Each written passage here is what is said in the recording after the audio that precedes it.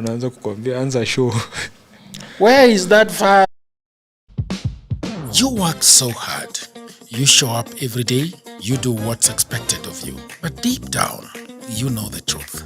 One paycheck shouldn't decide how your life turns out. But what if your evenings meant progress?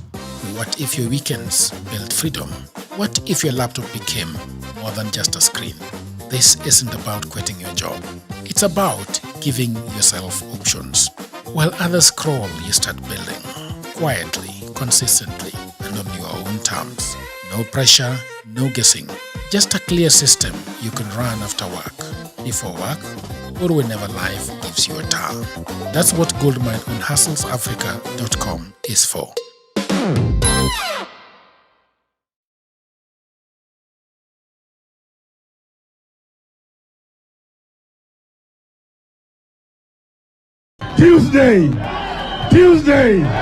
Tuesday. Haikuzo. Makasi ni watafute uongozi pamoja wasitafute. Kweli una maana gani? Una maana wewe ni binadamu ya mavi ya kuku. Ama shamba yetu harambe. Nguruwe kujikanga na mafuta yake. Na Afrika itakwisha. Padani agosho. Ngai no mwega. Naende shode. Wakati hiyo ilikuwa ukisema ngwe ndani ngwe. Tu alikuwa ananisumbua sana ni Atwoli. Nikaita Atwoli. Na ni mzee mzuri kwa sababu alinisikiza. Kwa sababu hiyo sheria tulikuwa tumebadilisha 2016. Lakini Atwoli akatupeleka kotini. Akasema hapana, hataki pesa ya iongezeke, anataka tu tuendelee kulipa 200. So alafu nikamsukuma sana, saa ile karibu nimpate, wakakuwa marafiki na Uhuru. Bas nikashindwa sasa. Sasa wakakaa hapo na Uhuru, wakapinga hiyo maneno. Sasa Mungu ni nani? Si mimi nimekuwa rais? Sikumaliza wiki 2 kwa hii ofisi, kaita Atwoli. Nikamwambia haya. Si wewe ulisema kateni miti? Na kitu ingine wale nimesema wale wako karibu na William Samoei Ruto. Kuna sehemu za Sugoi wakate miti isiwe karibu kwa ajili tarehe 9 asubuhi ya huyo usiku kura itatangazwa. Na huyo mtoto atajinyonga wakate miti.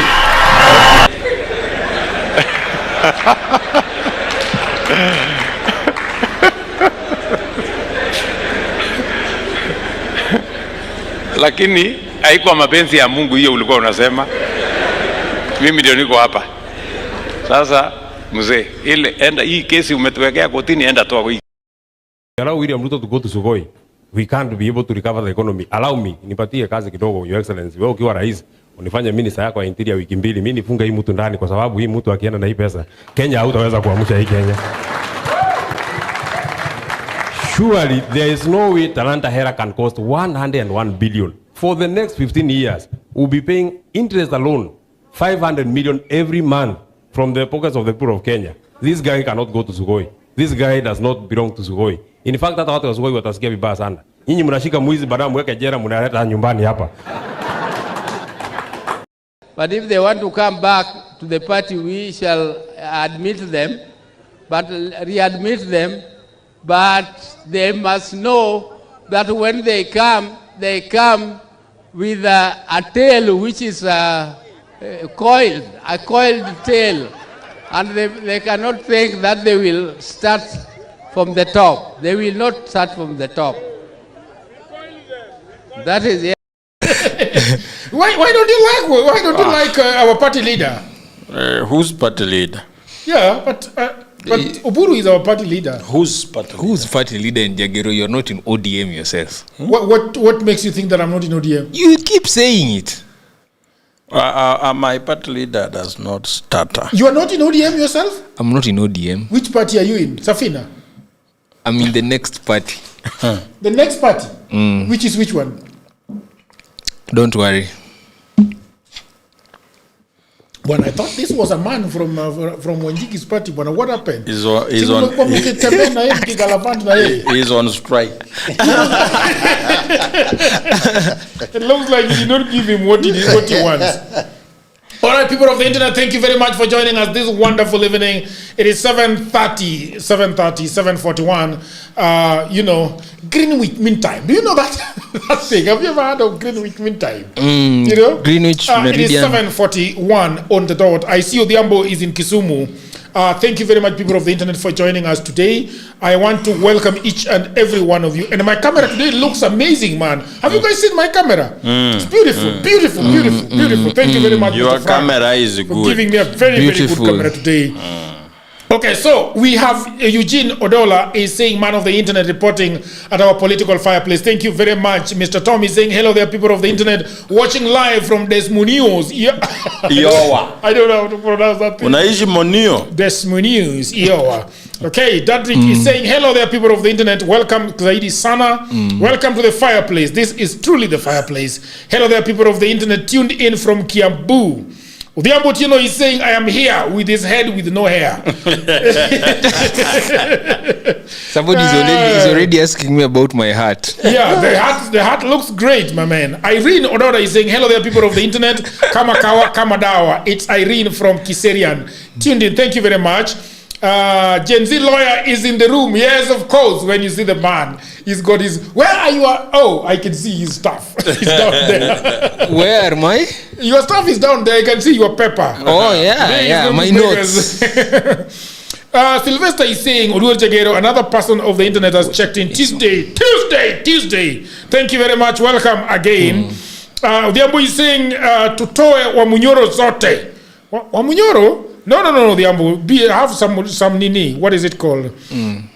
Corazon is saying, good evening, people of the internet. Joachim and Gen Z, the finance bill is a step away from Vision 2030 with the proposals in there. Okay? Is Adrian overdressed? Me think so. I don't think he's overdressed. He's having a coat. The English coat. Exactly. What do they mean overdressed? Hey, double O today is on the chart. Yes, you know Davo is on the chat today. Okay, we love Gen Z lawyer. They love you too. We love him too much. Corazon cannot allow you to go without being heckled. Right, so what is the political temperature of the day? Mr. Simiyu, I want to start with you. What is Wanjigi up to?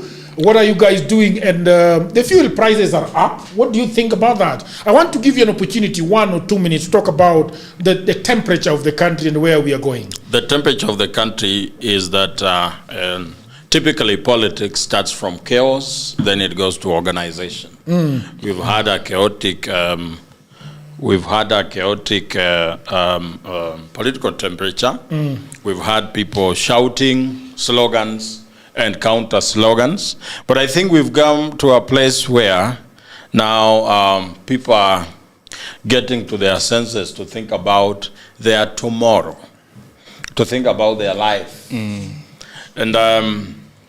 you've asked me about what my party leader is up to. Yes, you know what your party leader is up to. My party leader is up to a plan to liberate Kenya ultimately. Okay. Because Kenya is a country that needs liberation. We've been saying that government will always find a way to avert the problems. That government will always create. That all this we are foreseeing is just prophecy of doom. Okay. But when you approach things from a numbers side, numbers are always truth. So if anyone wants to say the truth, they should speak the language of numbers. And in our language of numbers, we find that we are heading towards a cliff, and therefore there is need for us to step on the brake pedals and change direction. And that's exactly what my party leader is up to. And today he will be on Sunday Live with Jeff Koinange. Jeff Koinange, the man he took to court. Yes. And, there is no government enemy in politics. You see, I do not think that's even enmity. Okay. People do not take people to court because of enmity. It's because you want to settle a dispute. Yeah. And if these people took each other to court and today they are having a show, it is reconciliatory tone. Yeah. That the country is bigger than two individuals having warring factions. So today it will be the chance for the Kenyan people to listen to a man with a clear plan. Yeah. We've been seeing bulletins of people saying they are bringing a plan. They speak for 2 hours, but they still leave us with the question of what is the plan now? Yeah. But today Kenyans will have a chance to make a decision. Okay. They will realize the Safina party is led by the most brilliant party leader in this side of the hemisphere. Okay. Yes. Right. That is fine. At Political Headache, we give each and every person the opportunity, to trumpet their agenda. Yeah. And that's a good thing. It is interesting that you had a very good case, but you threw it away. No, I didn't throw it away. Why did you throw it away? I don't know That why. is your identity right now. I think you should be wearing it more. Jagero had threatened me. Let me see. but I think I had threatened him that I don't want that on the show today. So he decided. But when we were on the other side, he said, "I'm going to wait. If you don't want it, I'm going away." So I also backtracked and said, "Okay, it's a very good one, right?" Yes. Looks good, right?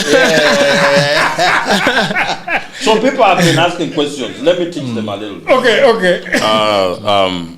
This is Safina party. Okay. Now on the side we have Safina Pesa. That is the most interesting part of it. And then you don't want us to say Safina na Pesa. No, Safina Pesa. Yeah, but what is Safi? Safi is we want a country where you make your living in a clean way. Oh, Safi na Pesa. Yes, you don't have to get like your body living in a clean way. yes. Very clean. People have tried to mudslide. Don't put it on. Don't put it on. No, so that people can see. For the sake cameras of the show. were set without you having the cape. Yes. Yeah. So they will wonder. They will wonder.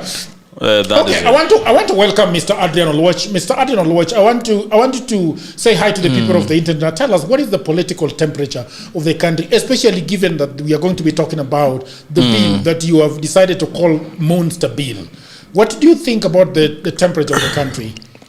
Okay, the temperature of the country once again puts our experts on the spot. We've now had Opio and I, and now we have also had Mbadi, the cabinet secretary for treasury, who is now a loudmouth rather than being a CS. So all these people have been tested for quite some time, and they told us that the reason why we are going to be having a broad-based government is because we are going to be introducing new experts who are going to be solving the problems that other experts could not be solved. But now the situation has turned worse than before. Okay. And the people whom we thought were experts are now even worse than we could ever imagine. The cabinet secretary for energy, Honorable Pio Wandayi, has been rocked by problems ever since he took government, or he took the position of being the energy sector. And right now we are having the problem of fuel. And it seems like the government cannot be able to explain to us why we are having these fuel hiking prices consistently for about 3 times in just a span of 3 months. When you ask them, why is it that Tanzania has lower fuel prices than Kenya, or Uganda has lower fuel prices, they can't seem to give you a substantive answer. When you ask them, why is it that other foreign global countries are not experiencing the surge in fuel prices, but you still keep on blaming the war in Iran or Iraq, they still can't substantively come up with an answer or convince Kenyans this is the reason why we are having fuel prices. But also Kenyans are very smart. They have also dug deep to see what has been happening with our government when it comes to fuel importation. there was a deal that was called government to G2G. Yeah. Right now they're calling it government to gangsters. Others are calling it gangsters to gangsters. Gangsters to gangsters. Gangsters to gangsters. To gangsters sounds beautiful. Yes. Gangsters to gangsters. Yes, but it is now from government because bodies like the Saudi Arabian government bodies have been very genuine with their people. They are selling oil for the interest of their countries to reinvest in real estate. But the people who are supposed to be buying our fuel are not as genuine as we had thought. So that is why they have not been able to explain to us why we even needed this G2G government project that we are having. But aside from the fuel that will definitely also break down on this show, there's been an issue that has been consistent right now for 1 week, and it is the issue of the new finance bill of 2026. Yeah. And once again, the finance bill is put on the spot. Okay, if you look at the finance bill has not been visible or to introduce bad visible taxes like it did in 2024, because the government learned that if you introduce visible taxes, then it triggers anger. But what the government has focused on in the finance bill 2026 is something that we call tax surveillance. Or data surveillance. So they have not introduced very visible taxes like we saw in 2024 from bread, from whatever you're drinking or what Joachim is eating in the morning. But they are focused more on automating tax compliance, expanding tax surveillance, and also expanding KRA powers as their major focus of increasing tax collection. Thank you very much. We are going to go into the nitty-gritties of the bill. But we want to go a little bit to the political temperatures. And there's a silent but friendly supremacy battle between Siaya Governor James Orengo and Nairobi Senator Edwin Sifuna over who is the de facto leader of the breakaway Linda Wananchi faction, which has now emerged. By the way, I was having Mr. Caleb Amisi here. And Caleb Amisi was very forthright about the things that he does not like about how Linda, I don't know if you watched that episode, but that I did. That episode was very illuminating in so many ways. It's one of the episodes you've done when I'm away that I paid very close attention. Yeah. So why were you paying a close attention to it? Because it's my area of concern. And because Linda Mwananchi is being led by a person from where I come from. Yes. So, and he's speaking the language of the people. Okay. So from a party that equally speaks the language of the people, birds of the same feathers, in most cases, flock together. So the reason why I paid attention to that particular interview is because for the first time since the inception of this group called Linda Mwananchi, I was hearing two differing voices. One from Sifuna, who was exhibiting a conciliatory tone towards the Gachagwas of this world. And then we have Caleb Amisi, who maintained that that is not the right direction to go. But that begs the question, begs the attention that I actually paid to it, that what's really happening. And I do not know if I'm qualified to give my 2 cents. But looking at the attitude and the body language of Caleb Amisi and the things that are coming from his mouth, because one of the things that he was very, that he emphasized a lot was the reason why he started Linda Wananchi, because he says that Linda Wananchi did not start with actually Linda Wananchi, the name. It started with Kenya Moja. And he's saying that he called all these guys together. And Raila actually knew about this, that he was calling these people together, because Raila was treating this as his side vehicle that he could use at any time. But what did you infer from Caleb Amisi's statements? You see, these are children of Raila. And I do not want to burst the bubble, but the curse that comes with the ability to see the invisible. Let me try to paint this picture clearly. This Linda Mwananchi team seems to be led by people who paid very close attention to how Raila used to do things. And Raila never got into any agreement without an exit strategy. So you have two factions within your own team, the militant team and the diplomatic one. So you use the militant team as your exit strategy. And I was thinking, one of the thoughts that came to my mind was that, could they be playing the same playbook where Sifuna poses a conciliatory tone, but Hamisi comes with a combative one. Okay. Where you can't really tell where the direction is, where they head. And that is the playbook that kept Baba on the cliff of Kenyan politics, on the edge, but he never fell off.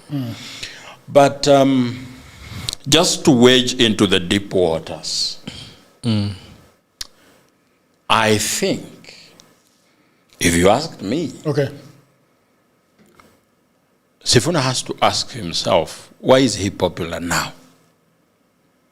What thrust him into this limelight? Okay.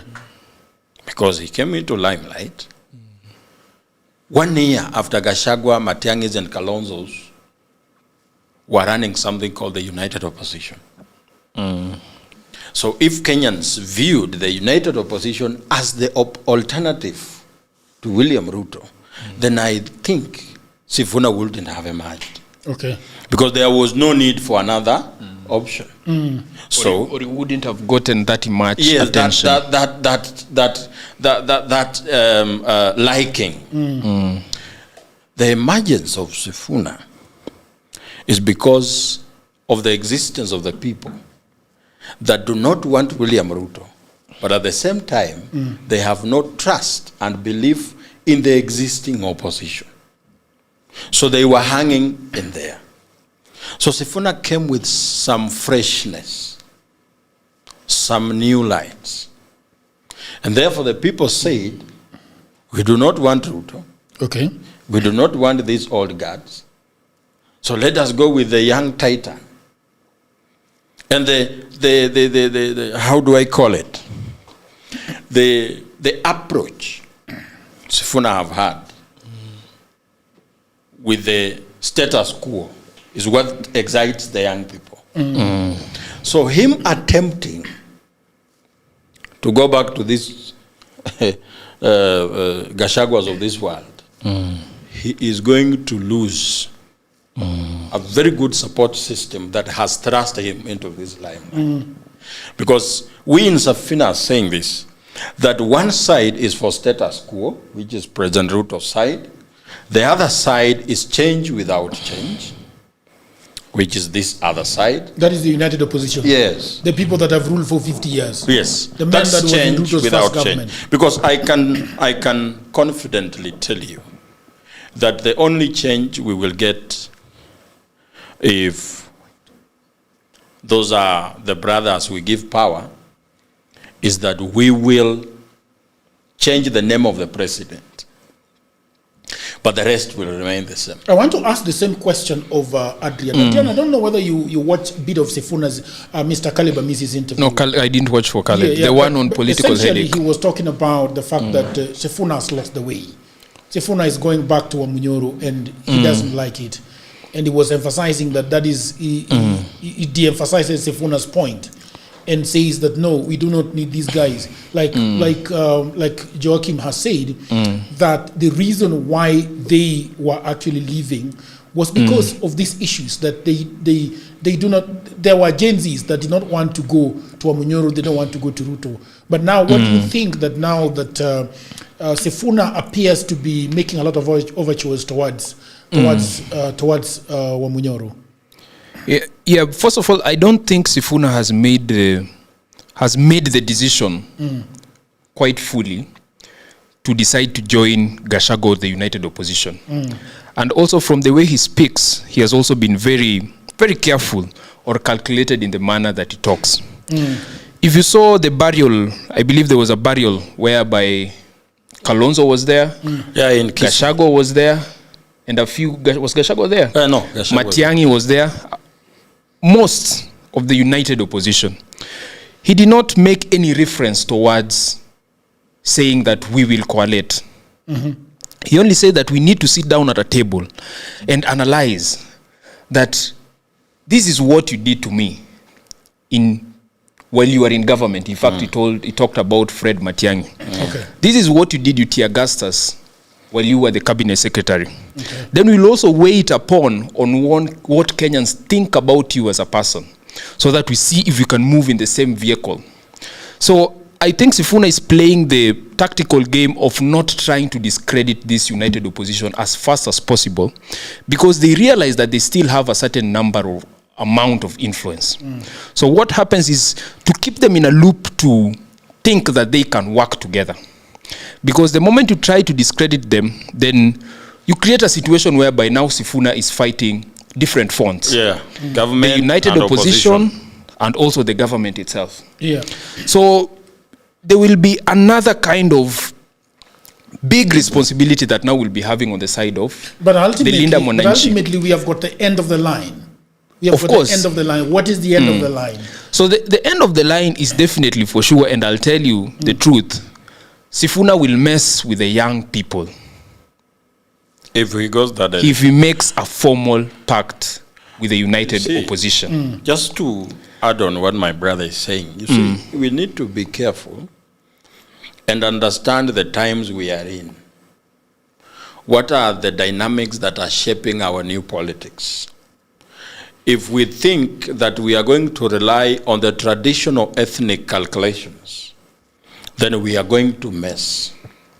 Because I have seen a brother here called Martin Mwenda, who has said presidency is not a cattle dip chair affair.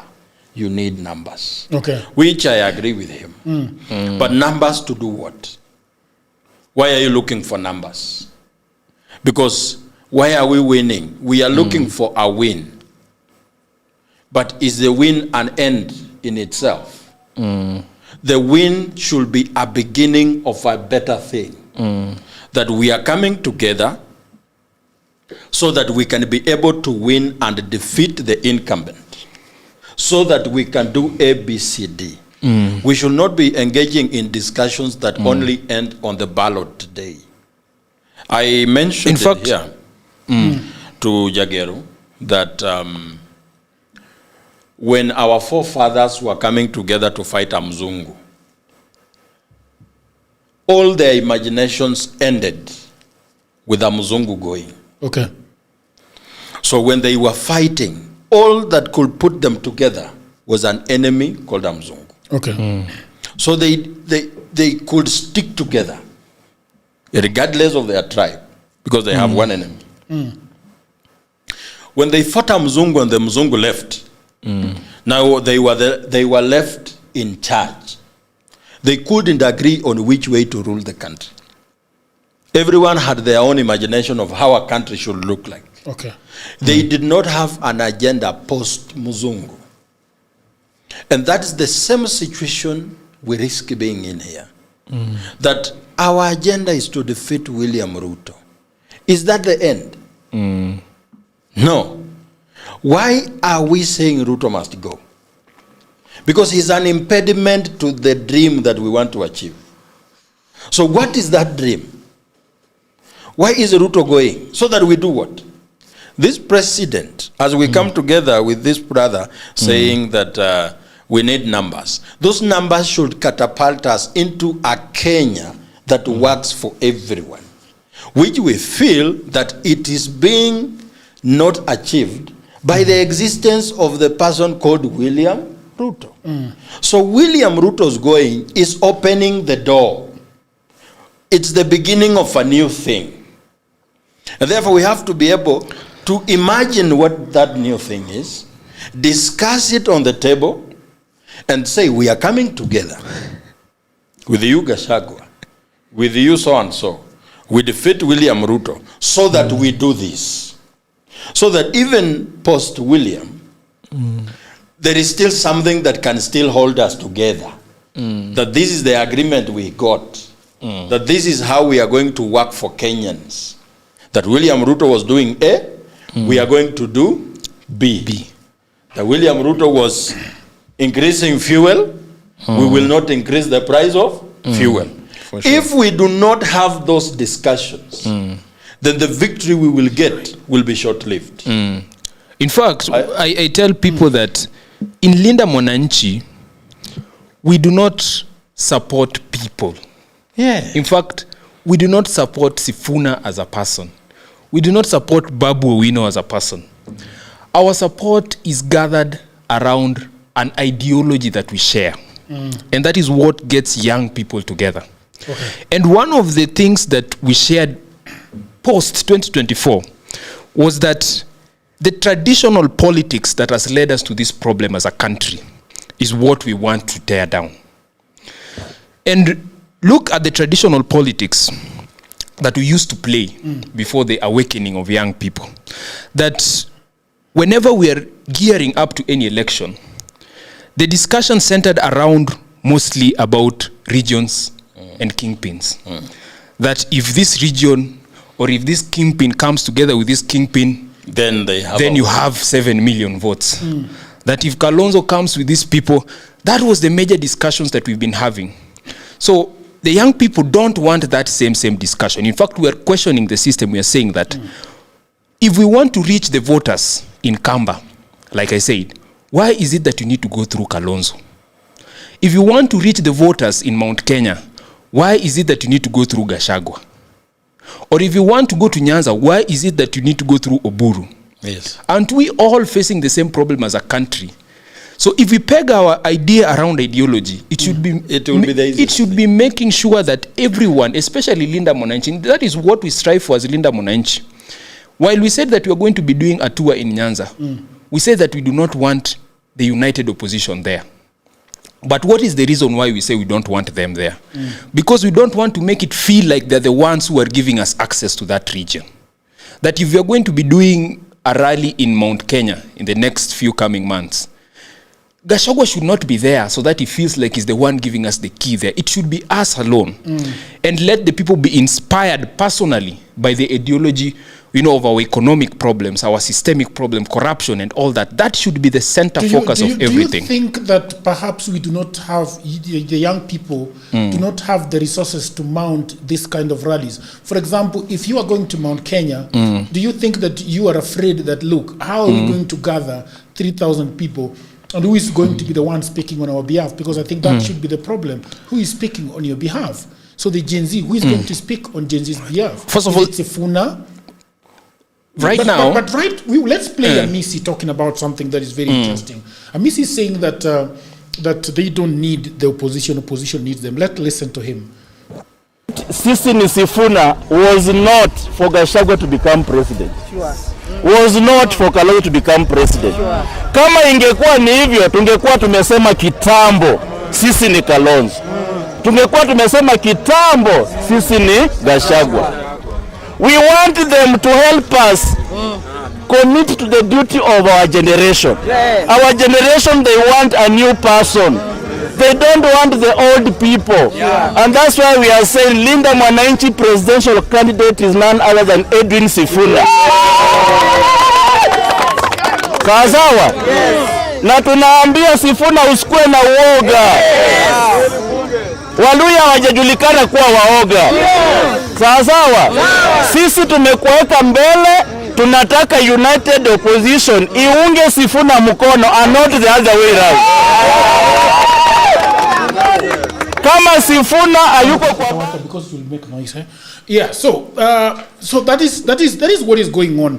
But do you think there was something that you were saying that I'd cut you short? Yeah, what do you No, you were to ask me something. I was asking you who represents us. No, you were asking if that's an old resources, if the young people have the resources. You know one thing about it? Yes, the resources, yeah. The resources to mobilize people. We've been seeing the issue of about being leaderless for quite some time, for 2 years. But we wanted our support to be organic in a way.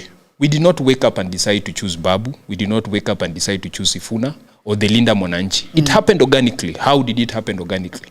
For the past 2 years that we've been singing leaderless, Sifuna, Babu, and all this cohort did not at any particular point, even when Baba was alive, decide to support Ruto. Okay. So there was a certain organic shift that made young people now veer towards this group of people that we are now calling Linda Mwananchi. So our objective has been directional for a while. So these are the people that now we are counting forward to be able to help in resource mobilization. If you look at Linda Mwananchi itself, we have having a website. We have conducted over 10 rallies all across the country, which cost a lot of money, for sure, but not as much as all these politicians have been doing. So the fact that we've made it directional has been able to be easy for young people to pool resources. Like Sifuna has talked about how they mobilized funds for the rallies in Kisumu. Somebody removing 200,000, another person 200,000. And even Sifuna has opened a portal whereby people contribute for the money. So one thing that I would applaud the young people that right now, even if Jagero, you're questioning so much about resources, at least it has been directional on where we are pulling those resources. So, and you know, when I tell people, in fact, you shouldn't be worried so much about resources, Jagero. When you can honestly and genuinely inspire people to come to your rally or support you, resources is never a question. If you genuinely inspire people like Linda Mwananchi, you don't need to be bribing 10,000 each like Ruto is doing in State House. You don't need to be spending... Ruto is spending how much in State House? 123 million per event. Per event. 123 million? Yes, in fact, anybody who goes for a meeting in State House today walks with a brown bag of nothing less than 10,000. Yeah, they're like... the teachers who are there, 10,000. The student leaders who are called there, 10,000. And you can imagine it's about 5,000 people gathering in that new field that was reinvented. They call us State House. Quiver Lounge. They have built a Quiver Lounge. They have built a Quiver Lounge at State House? Yes. But Ruto doesn't drink. He's talking about the design. It takes I do not know why. I do not know why a man who does not drink would like a club like lighting at State House. Because when you look at State House, the new one that the affordable bloggers have been pushing around, and you look at how Quiver, Thika Road lights itself, there's no difference. So when you are called at Quiver, State Quiver.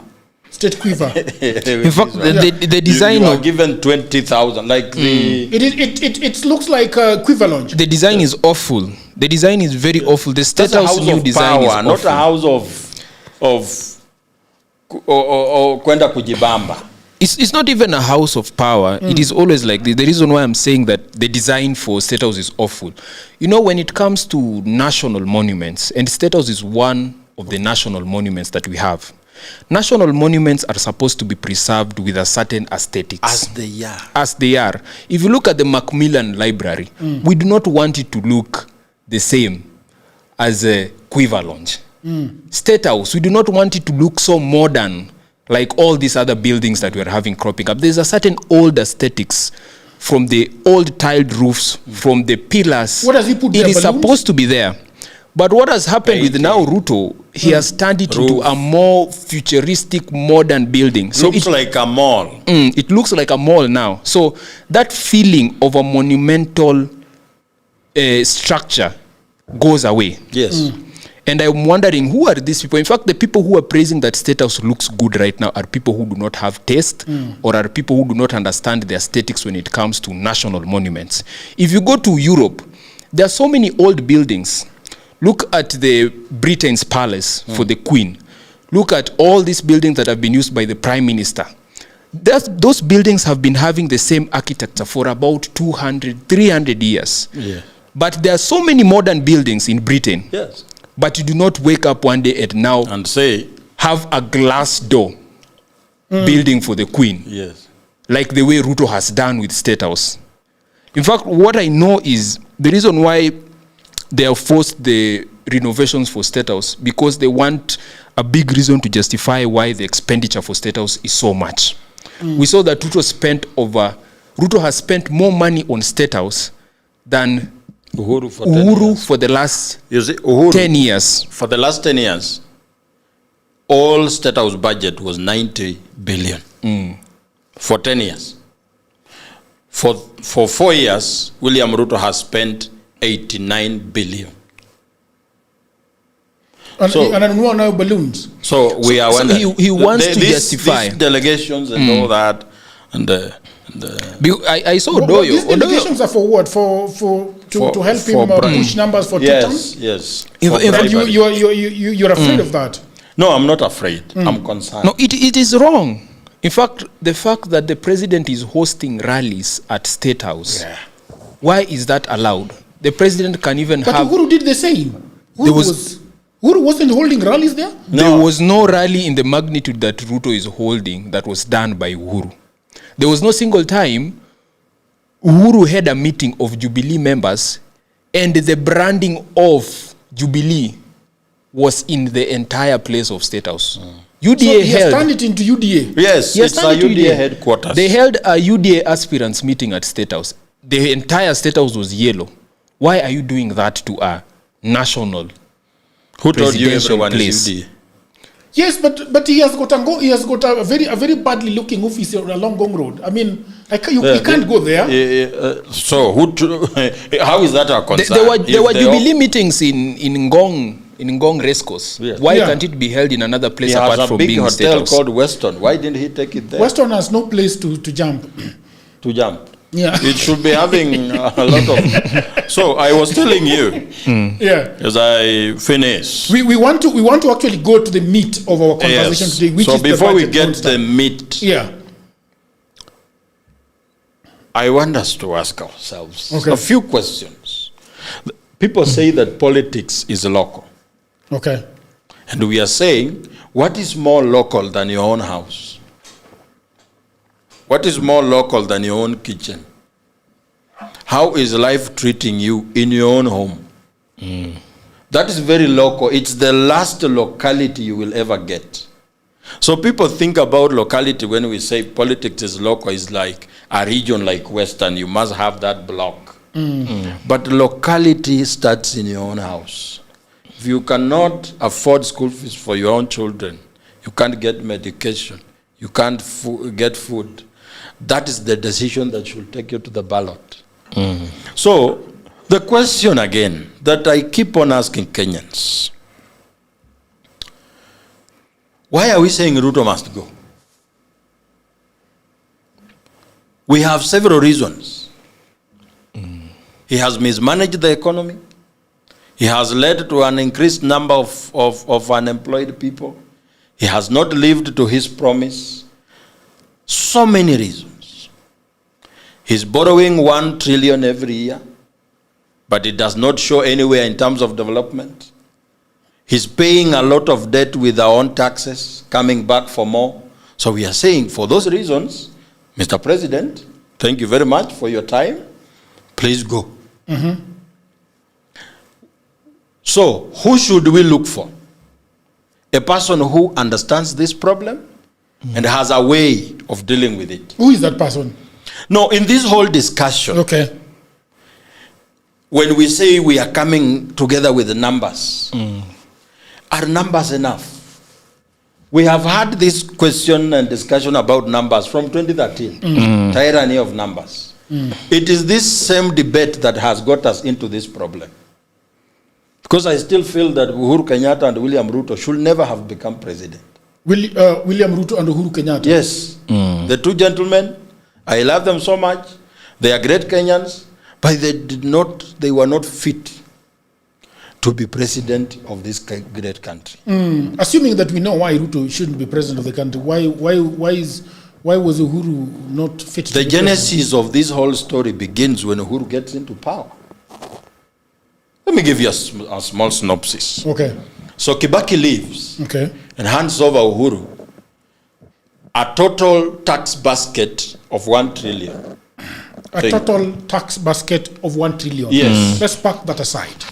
We park that aside. Okay. And then he tells Uhuru, but we have debt to pay of 1.8 trillion. Okay. So you have a tax basket of 1 trillion and we have a debt of 1.8 trillion.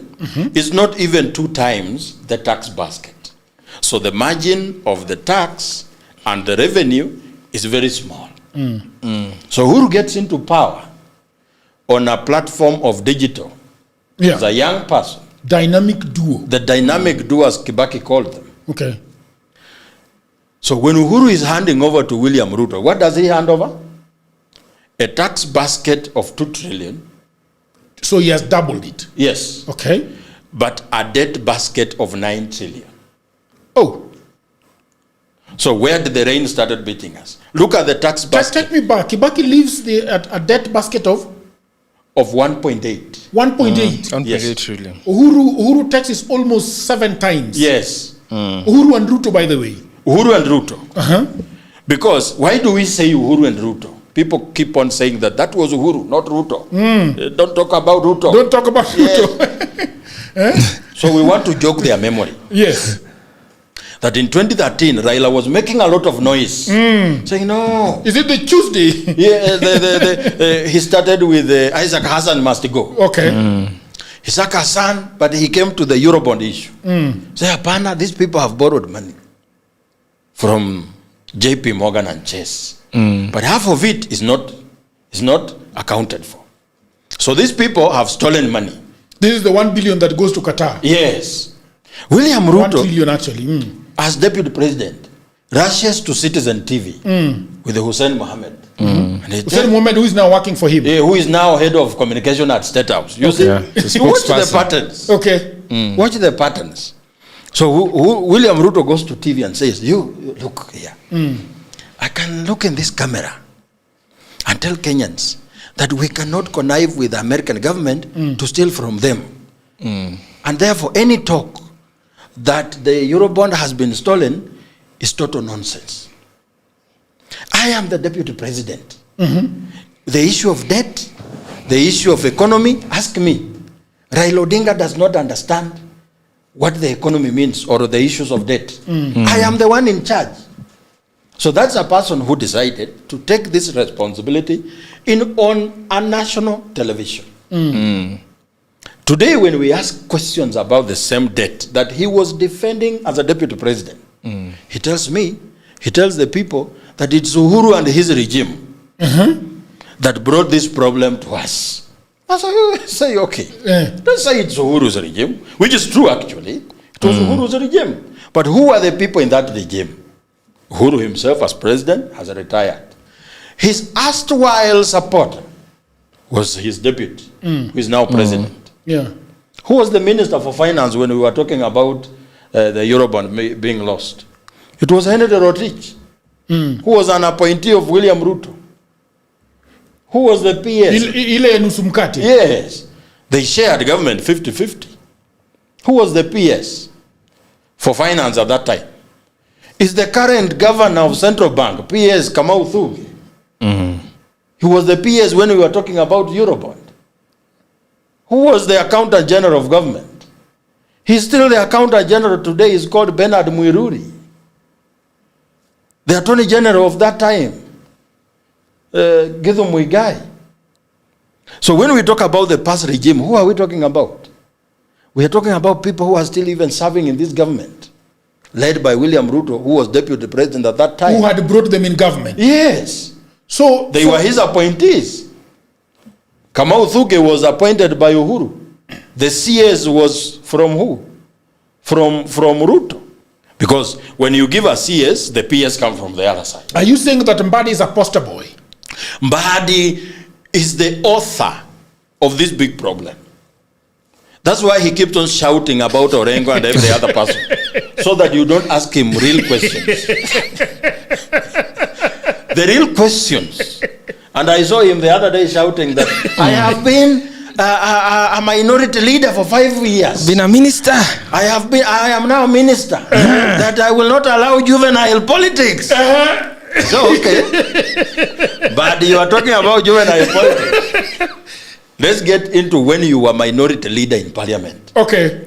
What did you help in orchestrating that is being a problem to the Kenyans? At that time, Aden Duale, with this cabal of Ruto and Uhuru and Kamau Thuge, they come up with a plan to bypass the consolidated fund in their attempt to be stealing from money they are borrowing. They say, let us come up with an amendment to the Public Finance Management Act that says that when you borrow money, you don't have to bring it to the consolidated fund. It can be, atiwewe, ukikopesha Kenya 6 billion, it can be taken from you direct to Adrian, because tuko na deni Adrian. So let's say Adrian is a contractor building a road. So we take 6 billion from you. It does not go through the consolidated fund. It goes direct to Adrian. So that money cannot be oversighted even by the Auditor General, because he has only jurisdiction on the consolidated fund. Yes. So these people, the person who brought the motion to bypass the consolidated fund was Aden Duale. Who was the minority leader? John Mbadi. And he seconded that motion. So he embedded this problem.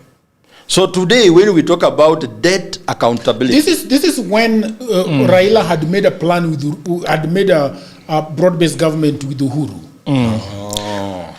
It was barely a year after Uhuru had come into power.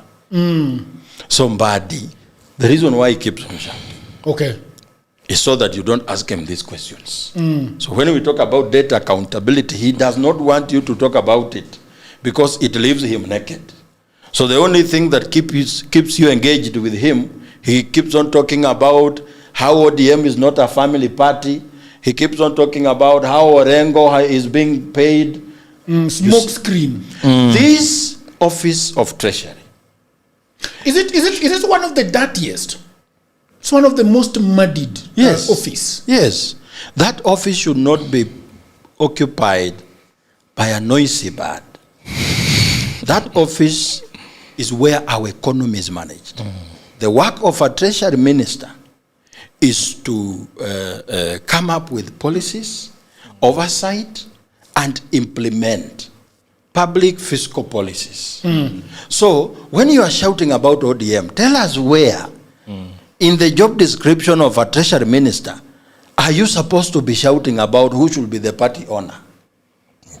Or who should As be a the CS president? for treasury, we should not be seeing you every weekend in a rally in Muhoroni on top of a vehicle with an ODM shirt. What about a Jubilee supporter from Marisabit? What about a Safina supporter from Busia? Because that's a national office where you have to deal with policies that are good for everyone. Perhaps he has a lot of time in his hands, Mr. Adrian. You think so? He's got a lot of time in his hands. What a lot of time. He's a poster boy. Is he doing anything there? He's like Wandai Opio, right? He's not doing anything. In fact, he's frustrated. People He's like frustrated. Mbadi, you can see his frustration in his eyes.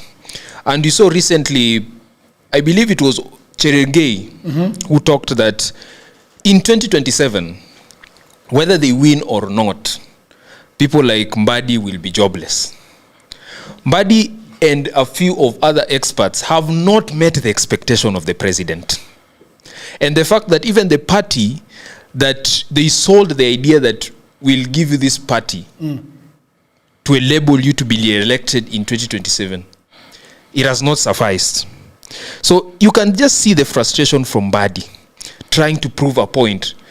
So he's trying to. He thinks that post this government he is going home. He's going home. So he's struggling with two things. He's struggling to prove a point to Kenyans that he deserves to be the expert for the national treasury. A new energy for that ministry. And at this other side, he's also struggling to prove a point that we still have ODM. I still have support of people from Nyanza. I still have my powers intact politically as someone who has been the chairman of ODM. So all these things are frustrating him, and he's trying to prove a point both. So he's holding a public participation, a fake one here in Rongai with students to talk about public participation.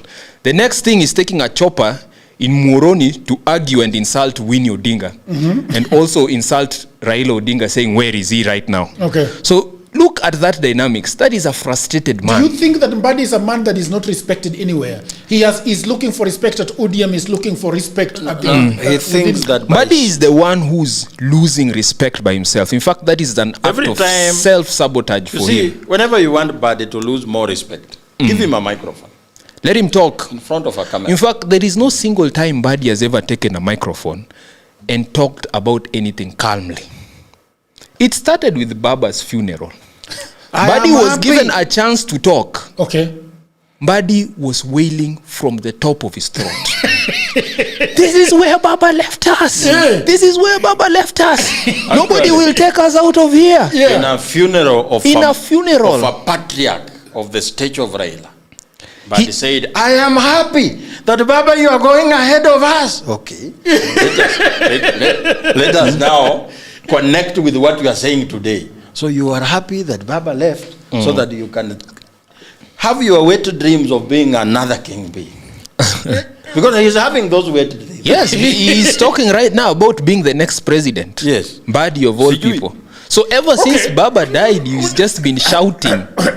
No, can we go back to the budget? Let's go to the budget. People on the internet, before the details set the table, a finance bill, as I've been taught by lawyers, is the government's annual letter to parliament. It is saying, people of the internet, this is how we plan to raise money next year. It rarely invents taxes from nothing. It edits existing ones. Mr. Lawyer, you'll agree? Yeah. Parliament then debates, the president signs, it becomes the Finance Act.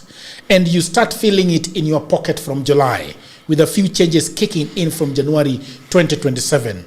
Now, people of the internet, these years bill tweak 6 big laws at once: the Income Tax Act, the VAT Act, the Excise Duty Act, that I have been told by lawyers is actually called the sin tax. Is it true? The sin tax. The exercise duty. We need to talk about that again. The Tax Procedures Act, the Miscellaneous Fees and Levies Act, the Stamp Duty Act. It also quietly touches on the Road Maintenance Levy Fund Act. And that quiet tweak is one of the most consequential things in the whole document that we have together with us. So I want us to walk through the way, So we have several things that are going on here, Mr. TikTok lawyer. We have the betting squeeze. We have the scrap and mitumba. We have non-resident landlord. We have got mortgage twist, filing deadlines, VAT reshuffle, phone tax, which is big. Juice and cars, which is big.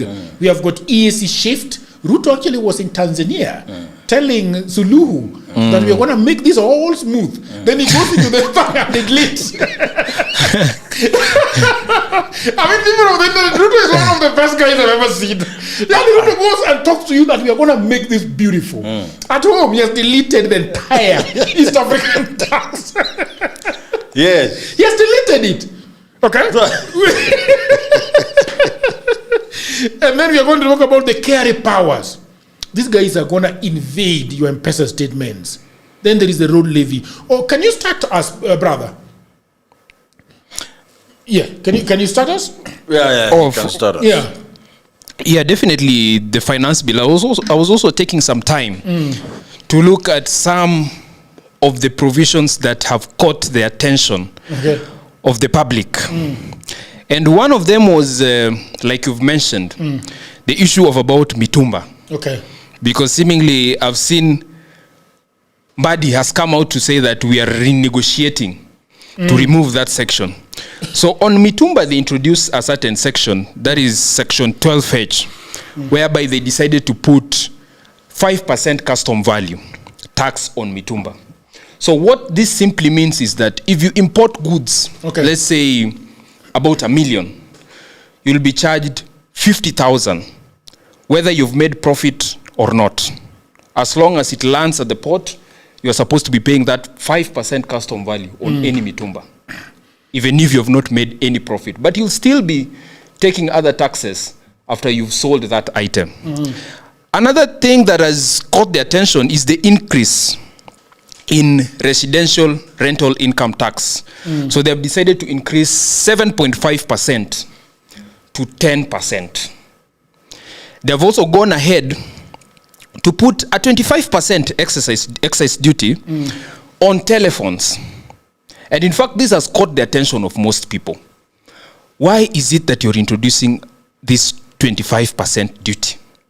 So to put it simply is this 25% is not going to be charged on the people who are importing the phone. This 25% is not going to be charged on the citizen who has the phone. It is going to be charged on you only when you activate the phone.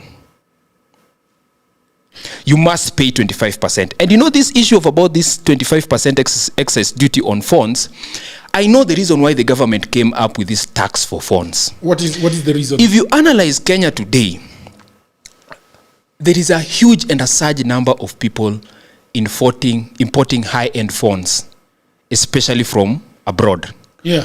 Most people who are owning Samsungs, most people who are owning iPhones. You are talking about me now. Yes, as the most preferable phone of use, Okay. has always been imported as refurbished phones. So there's been a decline in the number of new phones that people are buying from most of these stores, including even laptops. And it has been very efficient.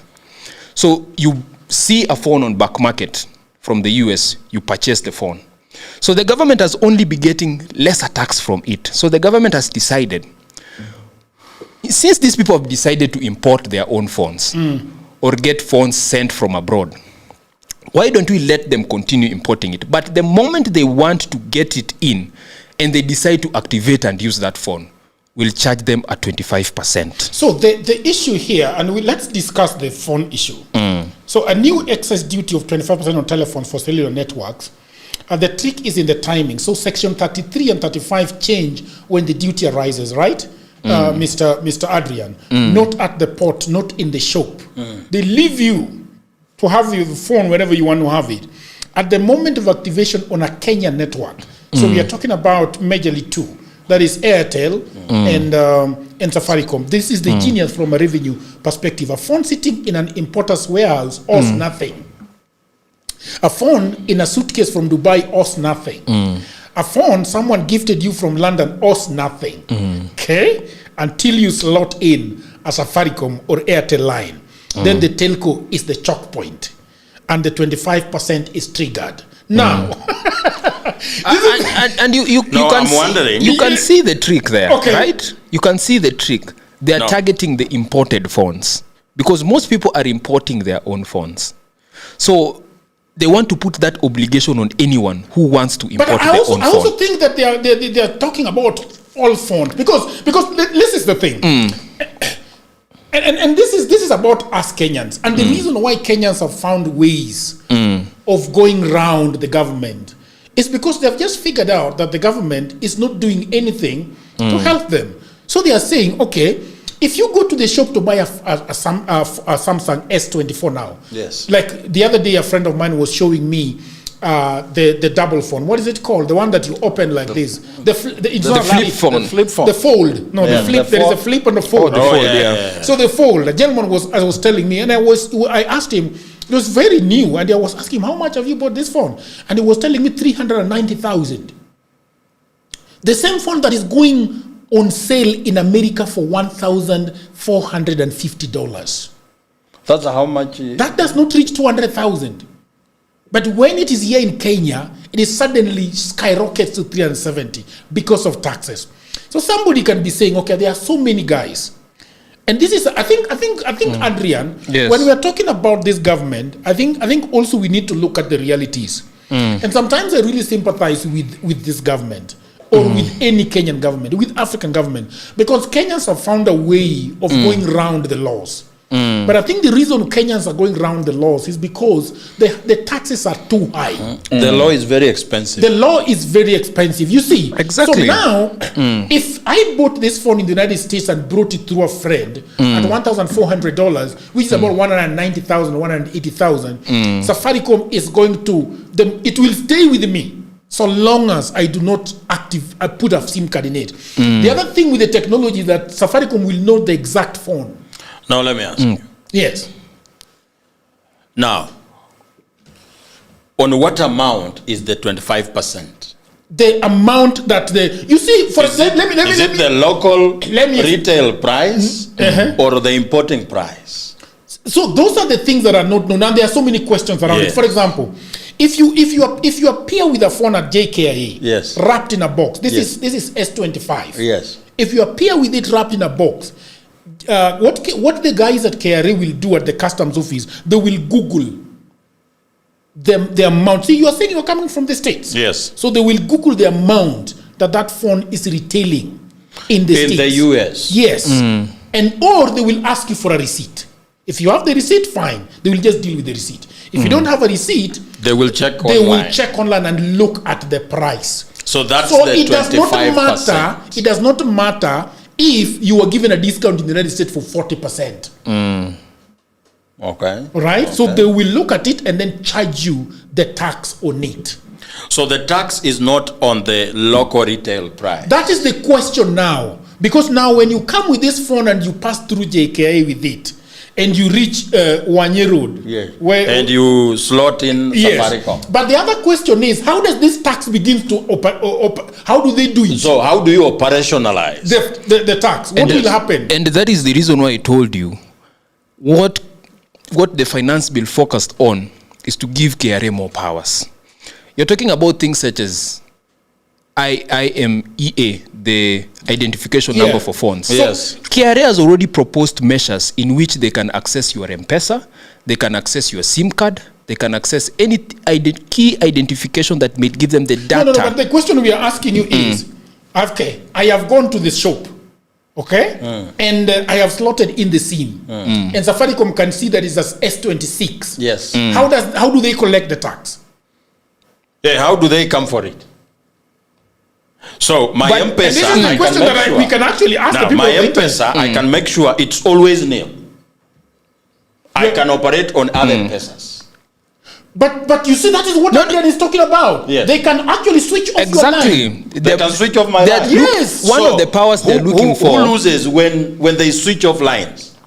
KRA. No. Let's assume they switch off lines. Okay. But KRA, if KRA finds you with a mini factory, yes, manufacturing water and bottling water, yes, KRA will demand tax. Yes. If you don't have the tax, they will close down and put all those things in a car and drive them away. I am imagining. Now, before you imagine, let me go for you to KRA. Let me read for you the KRA powers. This is the section that civic accountability folks should read most carefully. Yes. It is not about how much you pay, it's about what KRA can do for you. Yeah. 3 shifts of track. So number 1 is crypto reporting becomes mandatory. Okay. Every virtual asset service provider operating in Kenya files an annual return on every user with eye-watering penalties for failure. Number 2, a new general anti-avoidance rule lets the commissioner reassess you as if your tax planning scheme had not been entered into. Okay. Number 3, best judgment assessment can rely on a long list of third-party data sources. They can go to the bank statement, they can go to your M-Pesa statement, they can go to, remember PayPal is now connected to M-Pesa. Yes. They can go to that and see your PayPal remittances. Okay? But you remember what they did to Morara Kebaso. They actually deleted his PIN. He was not able to go to any bank and open an account. It was suspended. Yes. You see? So they cripple you. They cripple you. So they can deny, KRA can actually deny you having a SIM card. Yeah, in fact, they can actually, if you give KRA the powers. Number 1, KRA do not have the powers to be able to access your SIM card. KRA does not have the powers to be able to access your M-Pesa unless it is by written request from Safaricom. KRA does not have the power to track things such as IMEI of your phone. Yes. So that is why I keep telling you that one of the measures for this to operationalize is giving them those powers. So number 1 is there's something that they're calling a scheme.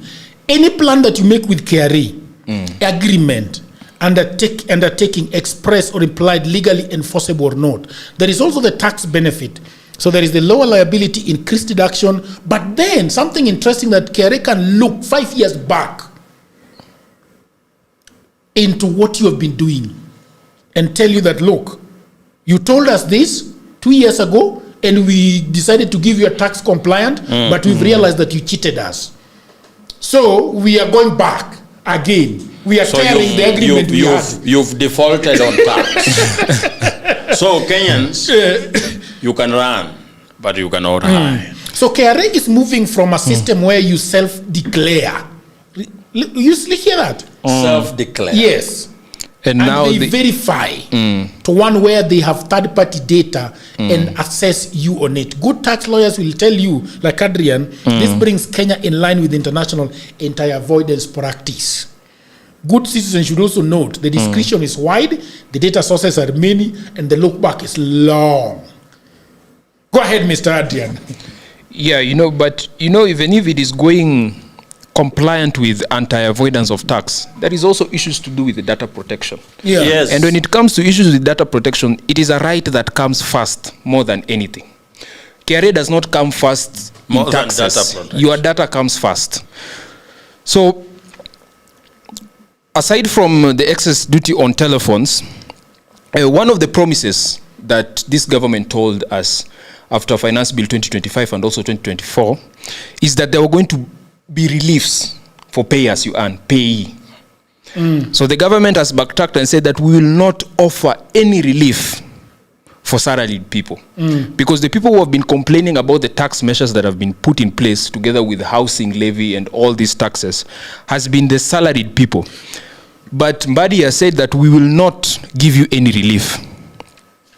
So another thing that we also need to look at is Section 24. And Section 24 majorly focuses on definitions. So Section 24 of the Income Tax empowers KRA to deem 60% of a company's undistributed incomes. What does that mean in English? As dividends. Is he speaking Hungarian? Undistributed income Yeah. as dividends for tax. So what that simply means is that even if you are having a certain company's asset, let me talk about income itself.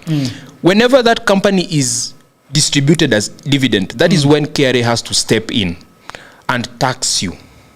But they're stating that even if the income has not been distributed within a company, that 60% will still be regarded as tax or will still be regarded as dividends, despite the fact that it has not been distributed. Another thing, the bill removes existing VAT exemptions on money transfer Yeah. and payment processing for digital financial services. Yeah. So for the people who have been hoping that digital money transfer will get cheaper, Yeah. you people have been complaining about Safaricom being the most expensive money transfer, Yes. or even our banks. It keeps getting worse. Recently, the Finance Bill 2025 made and forced even banks to reintroduce transaction cost. Transaction cost used to be free again. So those VAT exemptions for money transfers are still coming back again. So there's no VAT exemptions for money transfers on all digital platforms that we're using. So you see how detrimental that will be to our money transfer policies. Yeah. There is another issue. There is something I saw. Yeah. Where that increases transaction tariffs. So if you accept a MasterCard or a Visa card or an ATM card, then the transaction cost goes high, which cuts into your profit margin. Yeah, so I think what you are trying to say is that everything that KRA or the government proposes is basically pushed down to the customer. Yes. At the end of the day, it Yes. all goes back to the customer. If it is 2 shillings, it goes back to the customer. If it is 3 shillings, it goes back to the So customer. it's the end consumer that bears the brand. Yeah, you bear the brand. And I think companies do not have a problem, by the way, with the taxes. They have never had a problem with taxes. Yeah. Because they will always pass over the cost. they will always pass over the But they always do have a problem with taxes, because the moment you decide to pass over that tax, even if it is transaction fee, the sales will shrink. Sales will also shrink according to their own system. So companies are not cool with tax. Yeah. Companies also care about their customers. Even banks Because banks have that's never their had a source of problem. income. Banks have never had a But problem you see, for with. them, the care they have is actually they're not going to sell more. Ours is more pinching. No. It's concerning for everyone. Because who works in that company? Because if sales go down, then they will need to downsize on labor. So which means loss of jobs. Yeah. Which means less and less purchasing power in the economy. So it's a concern for everybody. Yeah. So when a company is worried about the sale of their product, it's not entirely on them. It's even about the people who work there. Just the other day, this gentleman was telling me, the gentleman seated here is working with car imports. He was telling me that the business is horrible. Yes. Because nobody wants to buy a car because the taxes are The taxes are 100%. of the import value. If you go and buy a vehicle in China or in Japan worth 1.7 million, you will come to Kenya and the taxes are 1.7 million. So you end up spending 3.4 million on that one vehicle. In fact, importing cars in Kenya is the most ridiculous. Yes, but these people in government do not go through those stuff. You only need to say they have got 30 cars from CMC. CMC went down. Yes. So, but if you are a government official in this, and you have a particular name from somewhere, and you've imported your Range Rover Vogue, you don't have to pay. I see them having the most beautiful cars in the world, and the most shameful thing is that they didn't buy them from their pocket. They did. When are we gonna? We are talking about. When are we gonna have good cars with good infotainment? Only Ruto has them. I see Mbadi, the shouting CS, is having many of them. Yes. Uburu has like 7 white ones. Shouting for government is the most lucrative job you will ever do. It's more than entrepreneurship. So Mbadi, shouting for government. It's the most paying job. Ruto is very cheeky. to Sulu. Yes. When we are talking about taxes that are coming to everyone, that wherever you run, provided you have a phone, we will get you. That just the other day in the dailies, UDA staff were not paying taxes. You saw that in the media, but again they are proposing that we have to pay taxes. So where is the integrity in this whole question? Because my issue with the finance bill, the first question is, what's the work of a finance bill? Okay. To amend the existing tax regime or change it all over. For you to come up with a finance bill, what should come first? That the budget policy statement should enumerate our tax revenue estimates, our expenditure estimates, so that if we have a shortfall, now you introduce a finance bill as a bridging gap mechanism. That a finance bill is not a mandatory thing to be done. It should only come in when we have a deficit on the balance sheet of government. That expenditure is more than revenue, and therefore we have to look for one extra coin. That's when you come up with a finance bill, amending the existing tax laws to increase the revenue for government. Yes. So, in this financial year, before we talk about this finance bill, what is our revenue estimate? What are we raising money? The finance bill is raising how much? How much does government intend to raise through this finance bill? So, it's 200 billion. So, Jagero, before in fact, after this, we should go to our budget. How does our budget coincide with this finance bill that we are having? Okay. Yes. But before, as I finish, as we started, we said that one of the most critical things that we are focusing on this finance bill is how it suspends some of our data protection laws that protects our citizen. Okay.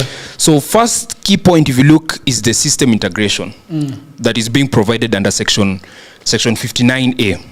So look, if your business sells over 5 million annually, you shall connect your accounting systems to KRA.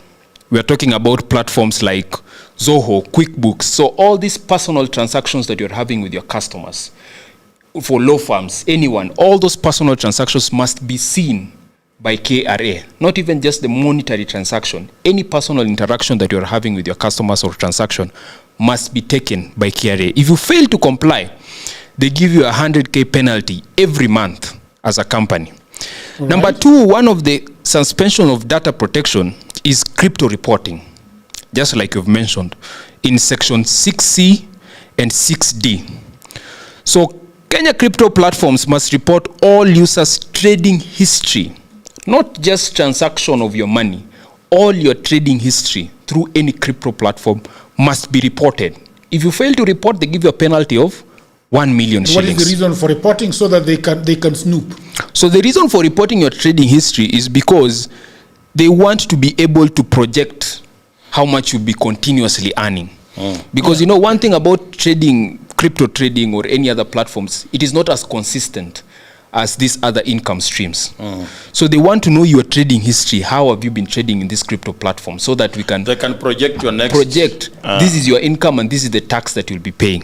So, and you know, for crypto is a very big problem, because crypto is not the same as the money that we have, the physical currency or the cash that we're having even in M-Pesas. Crypto is a type of currency that is supposed to be as discreet as possible. That's the reason why it has taken root in most of our financial systems. So now you tear down that, you know, that anonymity that crypto gives you, and KRA now tells you that you'll no longer be able to enjoy it. If you are consistently earning money through crypto and you don't give those trading history to KRA, KRA will be able to fine you 1 million every month. So on the issue of data, we also have pre-filed tax return. So KRA will generate tax return based on the info that is available, not on what you provide, just like you said. So KRA shall decide your tax bill, and you must prove them wrong. So what will happen, KRA, you will now have the duty of trying to prove them. Instead that of what you they have is wrong. Instead of you defending now proving to KRA this is what I earn, and now KRA disapproving and say no, you earn more than this. And we have seen so many cases. In fact, us as lawyers, tax appeal, there is no single time KRA has ever sent a correct tax bill to any company. It is always overestimated. KRA is a Shylock. Yes. It is like a Shylock. All the instances that I've dealt with, KRA is always sending an overestimate of what tax bill is, so that they can give you a call and tell you, please come to KRA offices, so that you can negotiate. They arrest you. They do not arrest you.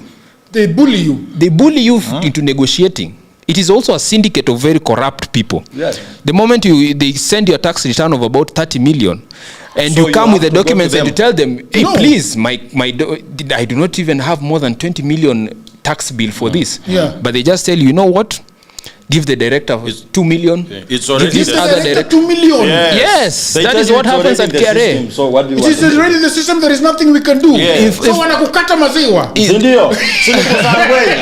There is a tax. KRA is the biggest sangwenya. It's the biggest sangwenya. You know, the powers, the thing that gives the KRA that power is because KRA has the power to negotiate tax. Yes. KRA does not have that absolute obligation under law whereby if they set 30 million, you are supposed to pay 30 million. No. They have been given the power whereby they can even negotiate and say that we negotiated with the client. So a KRA official can say, look, we can see in the system that you owe us 30 million. But based on you can actually pay 10. How things are on the ground. I understand. But because we have the powers, I've already talked to the director, kindly just give us 2 million, then you can pay 5 million. No, they don't mention it like that. Then we slide. Yeah, you see. How do they mention it, SG? No, I've seen more direct people. SG is talking about beating behind the bush. In fact, the corruption in Kenya is very shameless. Yes. You go sit down there and you say that, you know, Wakili, you've not told them how things work at this appeal tribunal. Oh my God. This tax appeal. So now you sit with the client and tell them, we'll meet and we'll talk with this person. Tafuta hii pesa. They're very shameless. They don't hide anything in KRA offices. No, the corrupt people I've dealt with, they have metaphors for corruption. But I think they have become very, very, very brave. Very shameless. They become very brave. When you're committing a crime that has no consequence, you grow bold. And the 2 million that you give them behind doors, are they going to pay tax on it? No. So KRA officials don't pay tax. KRA has the power to write you off for that tax. They have the power to negotiate for tax. That is why KRA calls you first. They don't even appear in court. No. Court is a tax dispute whereby you and KRA has failed to agree. And how much do people win in court against KRA? Most cases people win a lot of times because we have a tribunal. Leave alone court. Before you go to court, you must exhaust. Tribunal is who? What are the parties? So we have the tax appeal tribunal. So it is composed of experts from. There is a board from KRA and a few other experts from other body corporates who are specialized in tax. Okay. So they sit at that tribunal. So in case KRA sends you a tax bill today and you don't agree, they call you to the office, you sit down, you talk with them, and you still don't agree. But they don't arrest you. They don't take you to prison. Of course, they will arrest you if you fail to show up in KRA. KRA is also an investigative body. What is the word I'm looking for? If you don't show up, they will arrest you. They send you the tax bill. Okay. or they send you the invoice, or they send you the message on your email or your company email address, and they tell you that this is the amount you're supposed to owe us, you're supposed to pay us at this. So you can also go to the office and negotiate that amount. If you fail, you can file at the tax appeal tribunal. So the tax appeal tribunal, now you have to prove to the tribunal that this is the amount of tax that you own. But the problem also, the tax appeal tribunal is also another corrupt body. They are in cahoots with the KRA. That's another corrupt body. It's also another corrupt body. For you to be at the tax tribunal, who should you be? So you should be an expert in taxes. So another problem is that most of the cases that we send at the tax appeal tribunal, most of them we still appeal them to the High Court. Most. Because still the tribunal still plays blind on what the tax you're supposed to be paying. So they also don't understand it. They do understand it. They do understand it. But definitely you're not satisfactory with that decision that KRA provides. So we still have to appeal that decision again to the High Court. Now the High Court now listens to the case again, freshly, with different experts, now not people from the tribunal. Do you think, Mr. Adrian, that KRA is that organization that is set up by the government to make sure that people understand their responsibilities? Or are they waiting for you to fall down so that they can kick you out of business? What exactly? Because in my understanding, like for example, the other day, a friend of mine started a water bottling small company business. Yeah. And he was telling me that he went to KRA and told KRA that, look, I do not know anything about tax. So put everything on the table for me so that I understand. And there was a lady that was working with him in this whole thing. So 7 months down the line, he has not made any coin from this. And one day he just shows, three KRA officers just show up at his shop and tells him, look, you have not been paying taxes. He's like, Allah, but I came to the office and asked you, is there anything else I need to pay? Then they are telling him that probably they didn't know about it, but this is what you owe. So this guy was given a bill of about 600,000 to pay. In the first 6 months, he had not made a coin. So from what the water is he business. paying? So then what happened was they confiscated his equipment and shut down the house, the business premise. And then at some point, the guy went and broke into the house and now decided to take the machine that he had bought for about, for about 1.2 million. And he sold it on Facebook for a throwaway price. And that business went like that after spending more than 3 million. So my question to KRA is, okay, you found this young man, Adrian, has started a bottling company of water. He's selling water. He's not stealing. Okay, he has a problem. He doesn't know.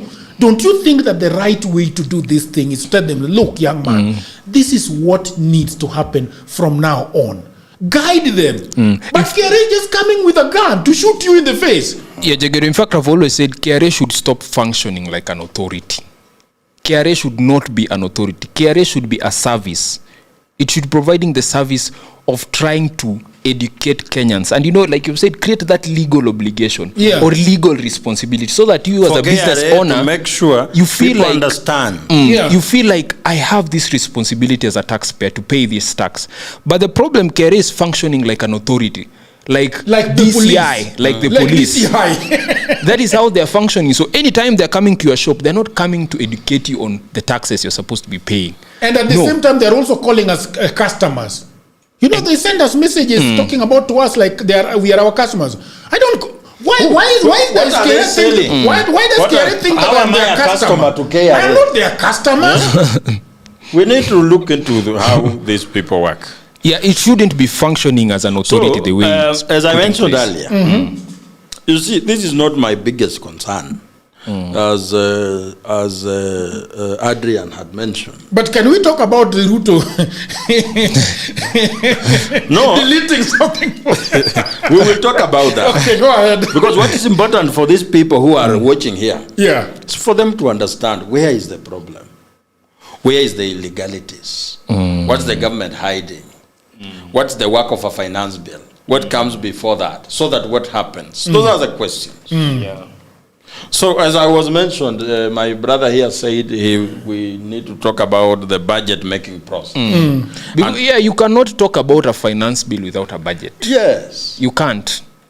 And you see, I was asking questions. What's the objective of this finance bill? This one that we are discussing. Yes. To raise how much? I was mentioning 200 billion. That's what they want to raise. Yes. 200 billion. Yes. What is our target? How much are we raising through taxes already? You see?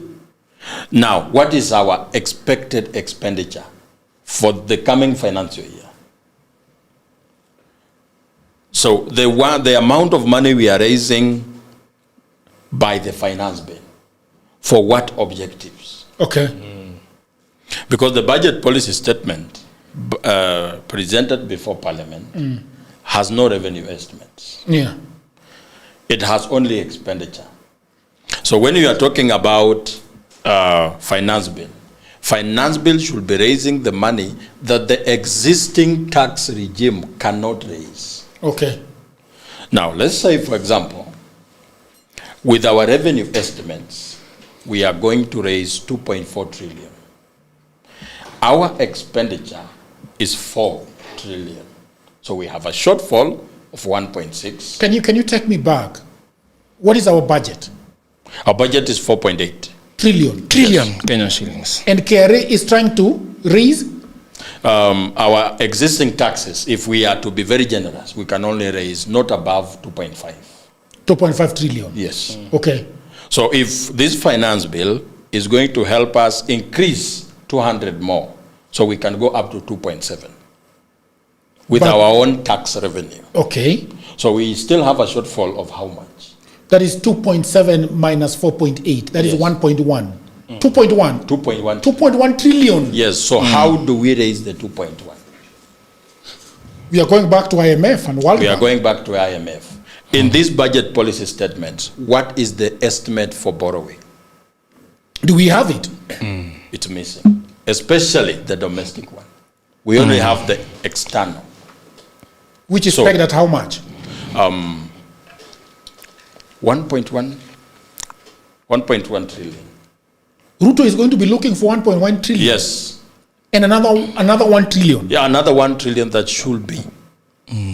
So, but then it is easy to understand. If he's saying that he's going to look for 1.1 trillion outside, then it goes without saying that the rest is coming from here. So he's going to sweep our banks clean again. So that's not the problem. The problem is this document tabled by Mbadi is going to be passed by Parliament. Okay. So what binds us as the people to that document is the approval by Parliament, who are our representatives, which means that we are now obliged to live by that document. Okay. That any money borrowed, as by the estimates of this document, is now an obligation of the people to pay it. You get it? Now, with the missing domestic debt estimates, for the coming financial year, it is missing in this document. So when wait. So you are saying that there is money that has been borrowed domestically by the government? Yes. That we can't see? We can't see. It's not in our books. It's not approved by Parliament. So let's say this document that is before Parliament today, it has no domestic debt estimates. The money we are going to borrow domestically in the coming financial year is missing there. So when Parliament passes that document, they will pass it without domestic borrowing estimates. So any domestic borrowing that will be done in the coming financial year will be illegal. So me and you are not supposed to pay because Parliament didn't approve it. It has no vote head. Because every borrowing should be done for what? So then we are looking at another odious debt. Yes. And the other problem is it is not specified, so they can borrow any amount they want. Any amount. Why are they not tabling? Are you as Wanjigi Party going to? I mean, not Wanjigi Party.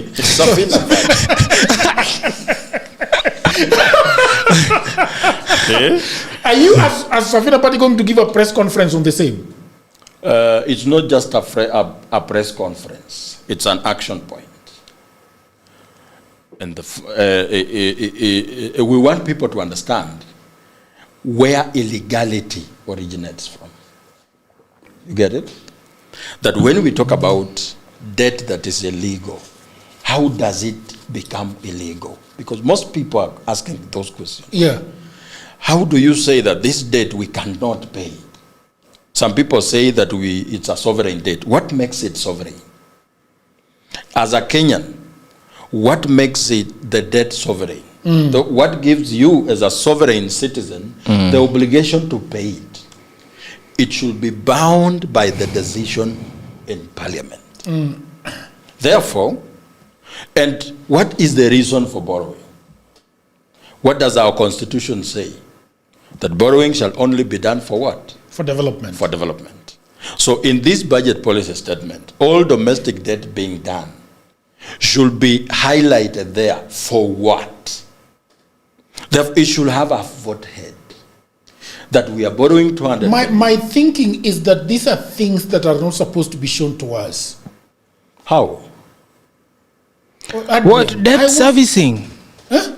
Why is it not supposed to be shown to you? Let me ask. You are the owner of this country. You have the obligation to pay.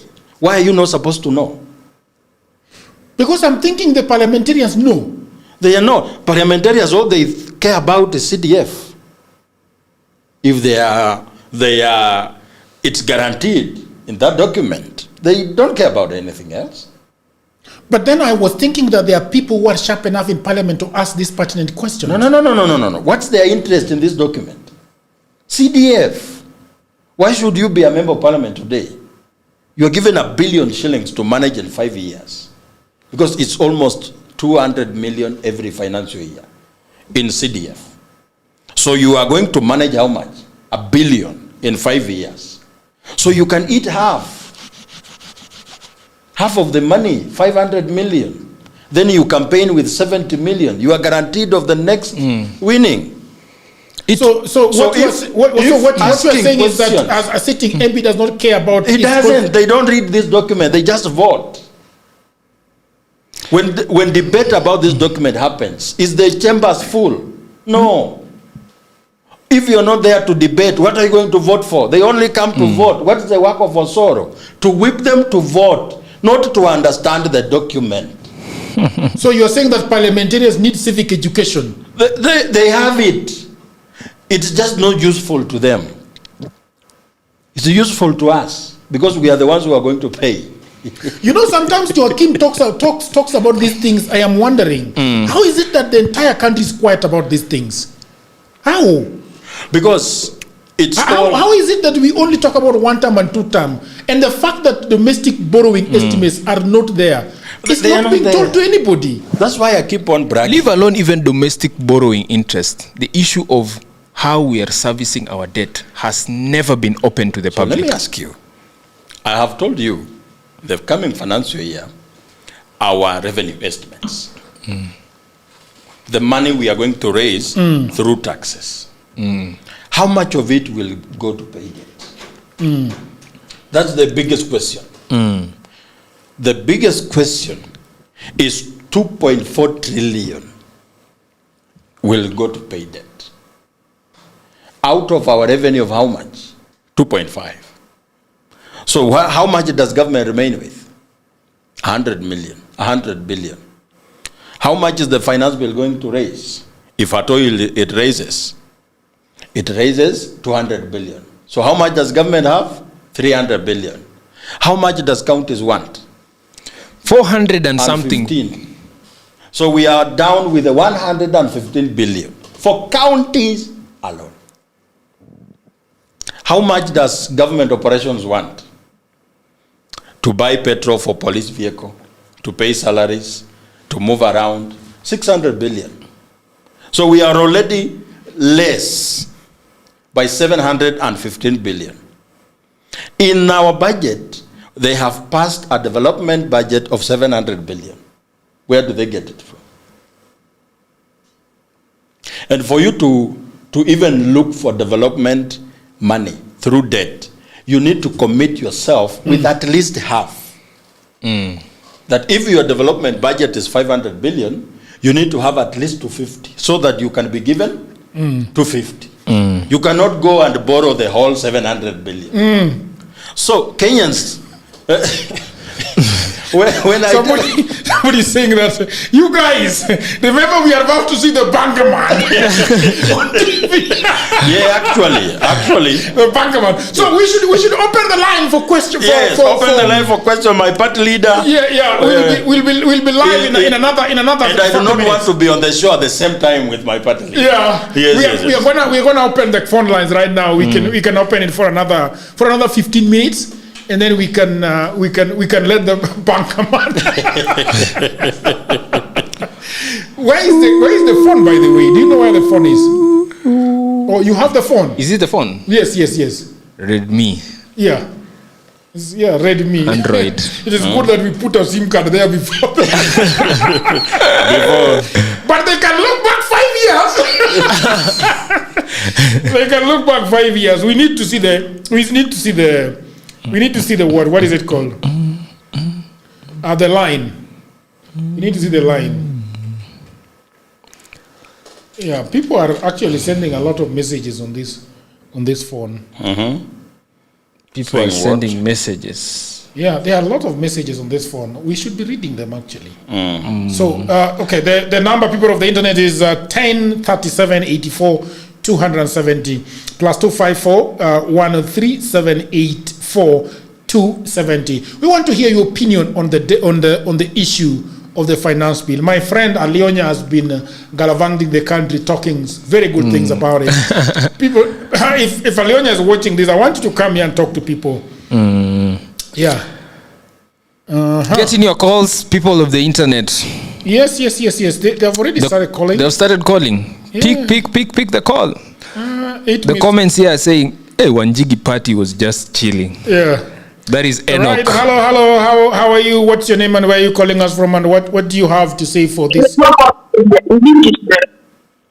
Hello? Hello? Yes, how are you? What is your name and where are you calling us from? Say that again? About issue. Okay, we can't hear you properly. I was saying that. Okay, are you able to get us out of speakerphones and mute your TV or whatever you're watching from, because we are hearing feedback. Okay, hello. Yes, now that's it. Sasa nilikuwa nasema aje. Okay. Nilikuwa nauliza hiyo mambo ya Sifuna, hiyo ndio nilikuwa nataka kuongelea. Okay, yeah, that is something we started with. What do you want to say about it? Nilikuwa nasema aje, Sifuna and Caleb Amisi, hao watu si wajinga. Hao watu si wajinga. Wanacheza ile. Okay. Because ukiangalia jana wakiwa ukiona jana venye Caleb Amisi aliendorse Sifuna kuwa presidential candidate. Yes. Alikuwa anaongelea kitu fulani which means hao watu wao wanaongea ni kama ni correct wa each other, wanaongeanga kwa private. Okay.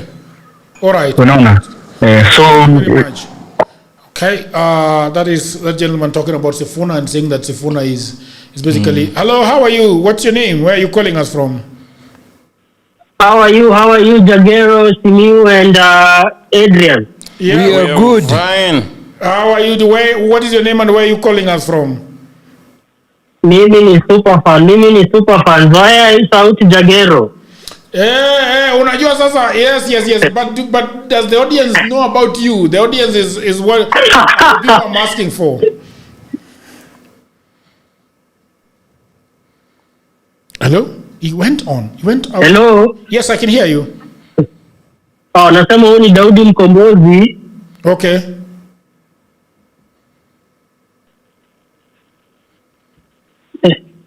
Hello? Yes, we can hear you. Hello. We can hear you. Go ahead. Okay, I think we lost him. Hello? Hello? Yes, we can hear you. Go ahead. No, I was saying this is Daudi Mkombozi from Jimkua London. All right, great. Thank you very much for joining the program. What do you have to say for Mada ya Leo? Yeah, kwa mada ya leo, before I start, Jagero, I'd like to address something that was on the newspaper today. Okay, what is that? Tamakao Mutua was saying that Caswell is the modern day Tomboya. Okay.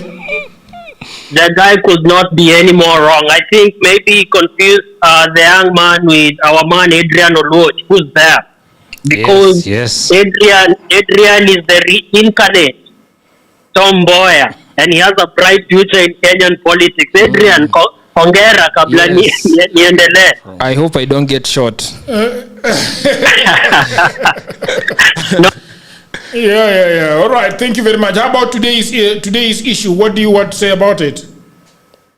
Yeah. Lakini mimi, I think the mada ya leo, I just wanted to say, Jagero, regarding the finance bill. Okay. When is it in Kenya that we are going to see at least one bill even in parliament? Yenye citizens watasema this is the bill ya citizens, and it's meant for us as the citizens of Kenya, because easy finance bill zote Jagero, they're just extracting the single coin. Maybe we should come up with a way where the citizens are the one that make the bill, the financial bill. I don't know what, because Jagero, maybe Adrian can advise us, but it's very painful every year. Every finance bill that comes up, ni machozi and pain that's inflicted upon Mwananchi. I can't remember the last time there was a single bill in parliament that we looked forward to and said this is a bill that's for Mwananchi. I think the last one was when Kibaki, passed the free primary education. Yeah. And that's one thing that needs to be looked after. And we need to reject the finance bill ya kuongeza ushuru Kenya. And you've given a story of your friend with the water bill that's so painful. Okay. And that story is not isolated, Jagero. We run small businesses in that country. All right, thank you. And they are not performing at all. All right, thank you very much for that opinion of yours. Have a good evening, sir. Hello, how are you? What's your name and where? Good evening, Jagero. Yes, good evening. How are you? What's your name? Where are you calling us from? I'm Felix Camila, calling you from Juja. From where? Juja. Yes. Okay, go ahead. What do you think about the finance bill? I think these are the finance bill. Okay. We should all come out in large numbers and reject infertility. Okay. Yeah. All right. Thank you very much. Hello? Hello? Yes, how are you? What's your name and where are you calling us from? Jagero, this is your friend Odhiambo from Kakamega. Odhiambo from Kakamega, do you think we should start saving these numbers? Because now we should know the numbers of our super funds. But that will make us... no, you have a lot of followers. That will make us very biased in the way we pick them, the phone calls. Yes, no, just leave it like that because so that you can remain objective. Yes, go ahead. What do you think about Mada ya Leo? Yes, say hi to Adrian and Simiyu. Salimika, Adrian. Nimesalimika. Simiyu is dispensing knowledge. Kumbe ni Odhiambo wana mgag. Odhiambo is a very difficult panelist. Odhiambo gags everyone. Yeah. And you are saying that Odhiambo says he voted for me in the pain, so he knows everything. Odhiambo protects his mouth. Go ahead. Did we lose the jet? You are a very learned fellow.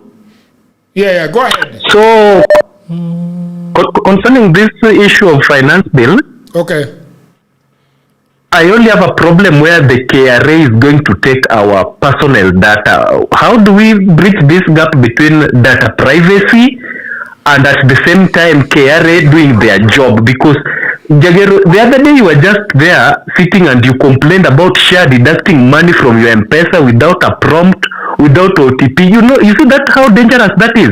Yes. So KRA can decide to close down your M-Pesa account, and the money that you were supposed to go to the hospital with is locked down suddenly by KRA. And saying you owe us 70,000, we saw 35. We took it. Zuma, please work and get more. Yes, and you see that is very dangerous. All right. Thank you very much, Mister. Let me pick another call from United Emirates. Tafadhali. Hello, how are you? Hi, Mr. Jagero Sulu and the people of Britain. How are you today? Yeah, how are you doing? We are hearing a little bit of echo from your side. Perhaps your phone is on loudspeaker or the TV is a bit high on volume. If you can reduce any of them. Yeah, my name is Njenga Njogu. Njenga Njogu. Yeah, I'm calling from Dubai. You're calling from Dubai. What do you think about Kenya as your motherland? For me, first of all, I would like to say that I normally say that we have a constitution, a very good constitution, but we use a very wrong manual. Because as you see, our parliamentarians, they are people who don't have the culture of reading. For me, I feel like we should have people who have a culture of reading, people like Simi who can do research, people like Jagero who like reading, because parliament is a house which is full of documents. Which need a lot of research. That's why you see the parliamentarian, they will say that this budget has come, it is a very big book, we don't have to read. For them, what they do, they read one simple line. Yeah. About what benefits them. And that's all. They don't care about any other things that affect the citizen. Okay. And the government has the way of hiding a lot of things in those documents. So when they pass, then after they will come and they go tell their people, oh, we didn't know that they are charging taxes on avocado. How didn't you know and you voted for this document? Yeah. Oh, we didn't know there was ETN. They were there in those documents. But you didn't take time to do research and find out about this document. Yeah. So for them, it's just laying out figures. And there is, in finishing, there is one guy who is called George Nateri. He's an MP for Ghana in a constituency called Ningo. He once said that statistic is like bikini. It reveals a lot, but it conceals the vitals. Yeah. That is exactly what the government does. It is. You see, Alionia, he will go to the State House, and he will be briefed. Talk about this. That is the bikini, which is revealing a lot. Yeah. But he's not given the vitals. He's not told the vitals that this is what you should not be told. They are not told about that one. And that is what we should dig in and find out. And that's why you have seen that one of the most important documents in our country is the finance bill. Yeah. And these people, they know that they will first bring the finance bill without showing us where these expenses are being done. Okay. You understand? Yes. All right. Thank you very much. For your thank you so much. Thank you. We really love that one, Mr. Simiyu. You see that you guys need to do more in as far as this is concerned, because a lot of people do not know that this is happening. Perhaps they would make a lot more noise about this.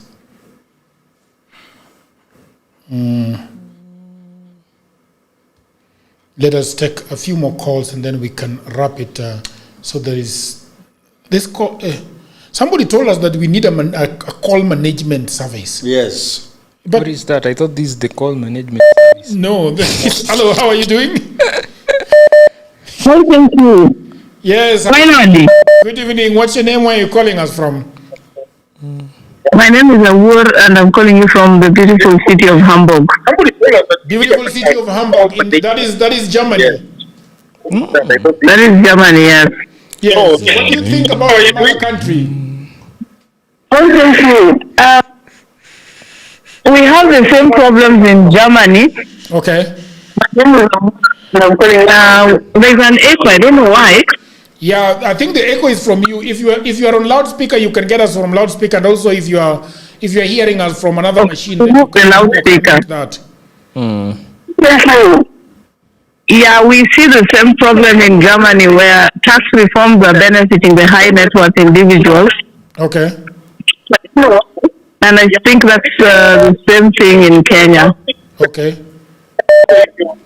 They're hearing us from another. So, but hello.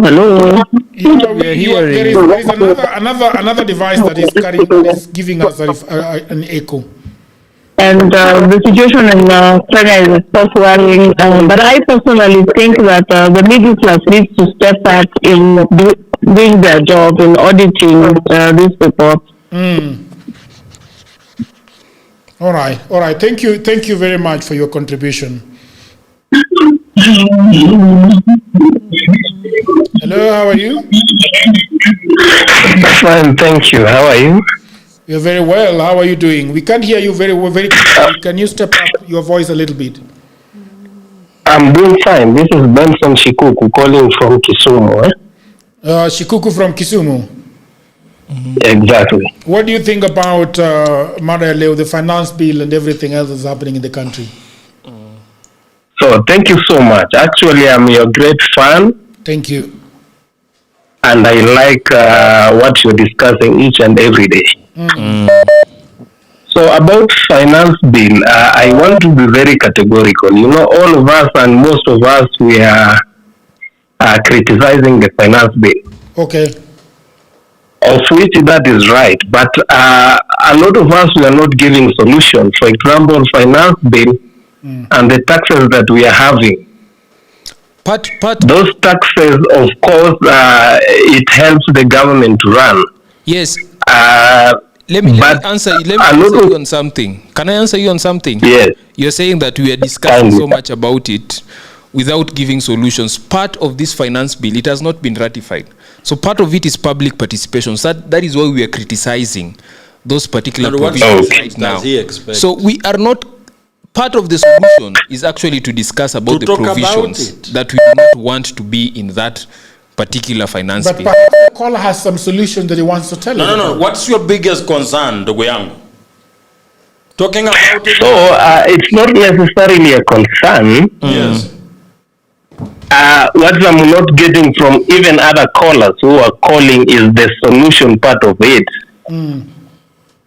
The solution. Exactly. So, but generally, I like the discussion. You know, when we're having this kind of discussion is when we are getting the solution. So I would like to thank and I would like to appreciate. I'm a great follower of Political Heaven.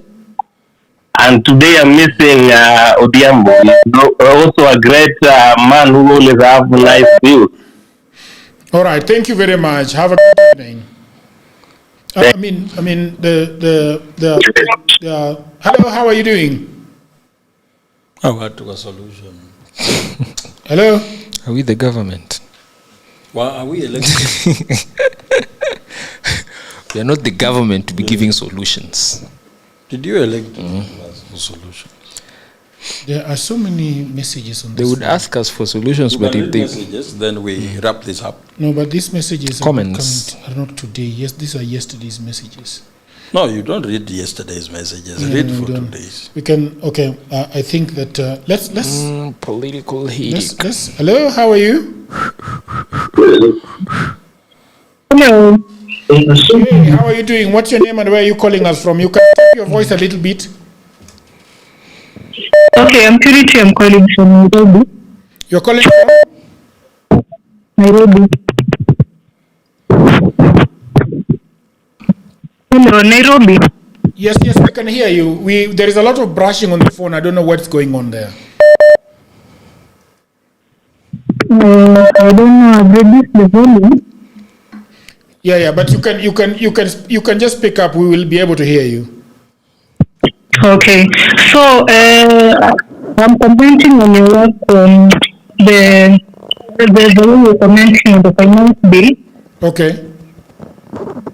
Actually, it's a good idea that these days, the last 3 years, Kenyans have been talking about finance bill, and they are discussing about finance bill. Yeah, so on the finance bill, actually on Mutumba business, Okay. I think a lot of families will be affected by the new tax. I think a 5% tax. Yes. Yeah, because if you walk around, a lot of people are in that Mutumba business. So by increasing this tax means that a lot of people will be affected, a lot of families will be affected. All right. So I think the government should do, that is, the parliament should look at that and correct on that. Okay. Yeah, on the other issue with the rental income, I think the tax is being increased to 10%.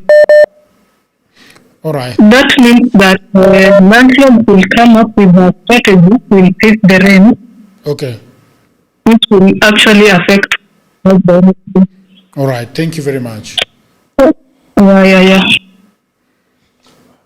Hello, how are you? Hello, Mwananyero. Yes. How are you doing? What's your name and where are you calling us from? I'm calling from the county of Kisumu. The county, the Royal County of Kisumu. What do you think about the finance bill? Okay, the finance bill is full of a lot of things that mainly they are meant to distract Kenyans to talk about them, like the Mutumba bill. Like Mbadi is coming out to talk about the Mutumba bill, but he's not talking about the foreign things that are meant to distract people and to talk about it. Even Joachim always says every day, like they throw things that they can make people discuss online, but there are other things that are hidden behind the scene that are meant to harm Kenyans terribly. So that for me, I think the finance bill is it's always just a mayhem that they bring every year, but they have an hidden agenda that they will still pass it at the end of the day. Like last time they passed it and then they came out and bragged that the finance bill that you rejected, we already passed it. So whether we do the public participation.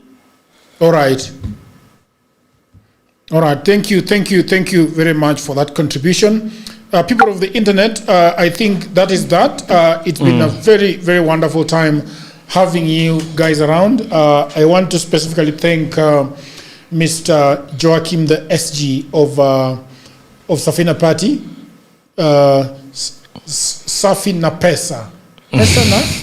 Safina Pesa. Safina Pesa na safi. Kila kitu ni safi. Yes. All right. What are your last words as we come to the end of this discussion? Kenyans providing solutions. As the gentleman has said. Solutions. Kenyans, you need to understand that a finance bill is a product of something. Okay. A finance bill is a revenue-raising measure for the gap that the existing taxes cannot raise. So if expenditure of government is higher than what it is raising in terms of taxes, the finance bill helps the government raising more money. So before we criticize the finance bill, we have to look at where it's coming from and what is the effect of the passing of that finance bill on our lives, so that you make an informed decision.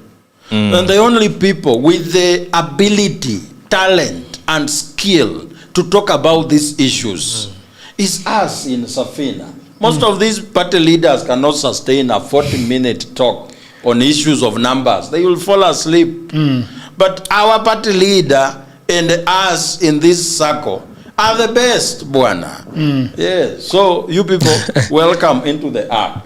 Into the ark. What is the ark? The ark is Safina Party. The ark is Safina Party. You see, Safina actually means an ark. An ark. Or Safina. Yeah. When Safina.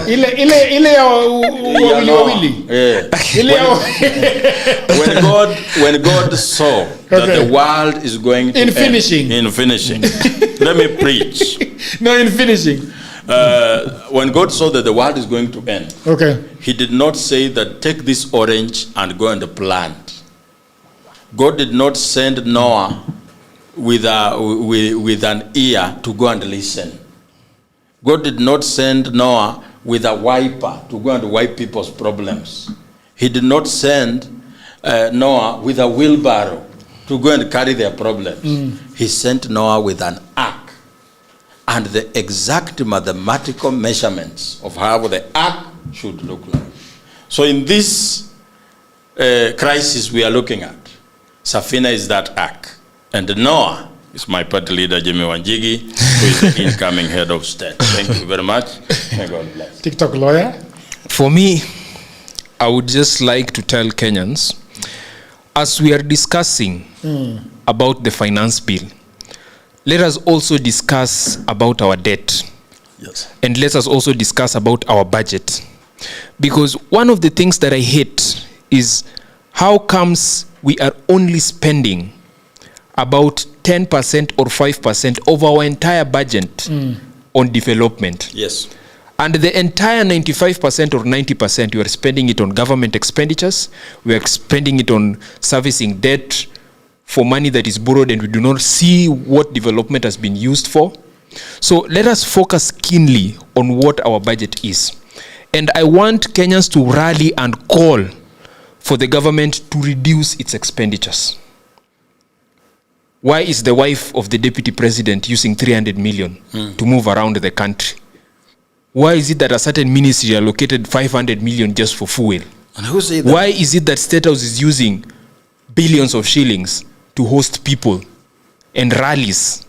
Why is it that State House is constantly renovating that house to look like Quiver Lounge? So let us criticize the expenditures that we are having more, because I don't like, in fact, the most sane country is that 50% of our budget should be going towards development. I know it might sound ridiculous. Why is it that we're not questioning the issues of our debt problem and the issues of our government spending? People in Safina Party have said that we don't have to be paying for odious debt. If right now you stood and say we are not going to be paying for odious debt, you have a lot of money left for development. Let us do that. So, Kenyans, let us be critical of how our budget works. Let us be critical about how our finance bill works and how our debt problem also functions, so that we can provide the solutions that most people are crying for here right now. That is me. Ciao. Yeah. People of the internet, thank you very much. I want to thank Joachim, the man that has always come here with a lot of expertise on debt, a lot of expertise on first agenda. Mr. Adrian, a lawyer, one of the best Gen Z lawyers in town, very articulate. You'll go far, my friend. We have Frank on the deck. We have a gentleman that has not been talking so much. This is a gentleman that reached out to me. You can see him. He's reached out to me and told me that I really love what you guys do.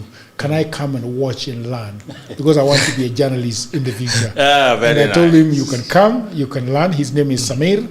He's a journalist with Ikra FM currently. But he wants to be, he told me that he wants to be like Odhiambo Tien. Yeah, very nice. So thank you very much. The man who worked for me in pain. have some decorum. But the most important people in the room is always the audience. The people that gather around our political headache fireplace to hear what we have to say, to contribute, to call, to be with us, and to make Kenya a better place. Thank you very much. If you're not subscribed, please do subscribe. If you're not following us online, please do follow us online everywhere you get your social media dose. So people of the internet, until another episode, bye for now. Bye. All right, people of the internet, I hope that you're enjoying this episode very much. And I just had a break to tell you about my new book. You know, everybody says that there is no job, and that is true. Also, that was me 10 years ago. The problem is that everybody is trying to get a job in their town, in their city, in their marketplace. They ask friends for jobs, mothers call uncles, uncles call brothers, but there are no jobs. Let me tell you what no one is telling you. Jobs migrated online. What I actually mean is there are many, many jobs around the world, and there is no one to do them except you. I work for Americans myself. I work for Europeans. I work for the Chinese. I work for the Australians. I work for the Canadians. And so, because I have done so much for myself, I said to myself, you know what? I should compile what I've been doing for the last 15 years. So in 2024, I wrote a digital book called Goldmine 18 Hustles for Africans. And then in 2025, AI came. People say AI is taking away our jobs. And for me, I'm going to say false. There are actually AI jobs. Jobs are not being taken by AI, but there are new jobs online that are there because of AI. Now, mimi ni nani? I created more jobs. And for now, in my new book, we have 25 online and offline jobs that you can leverage on if you do not have a job. So in this powerful volume 2, I share 25 new actionable online hustles specifically researched and tailored for Africans. My new book provides clear step-by-step guidance drawing from my extensive experience and research, including the mistakes I've made and lessons I've learned over the 15 years that I have worked online. So, what can you do online? You can become an executive assistant for busy folks in Europe, America, Canada, and get paid for tasks like watching videos and taking online surveys. Okay? You can build a lot of things. Build a business as a virtual assistant, start an e-commerce shop without capital, be an affiliate marketer, or you can also become actually an English tutor and tens of AI jobs. If you have a job, that is fine. But I also know that you can buy this book for that brother, for that sister, for that mother, for that cousin, for that husband who is watching Netflix all day at home. Buy it for your friend who is always asking for cash. You know that friend. Now, all the information is on the description below. You can also inbox me, you can WhatsApp me, or go to my website, which is odworjegero.co.ke.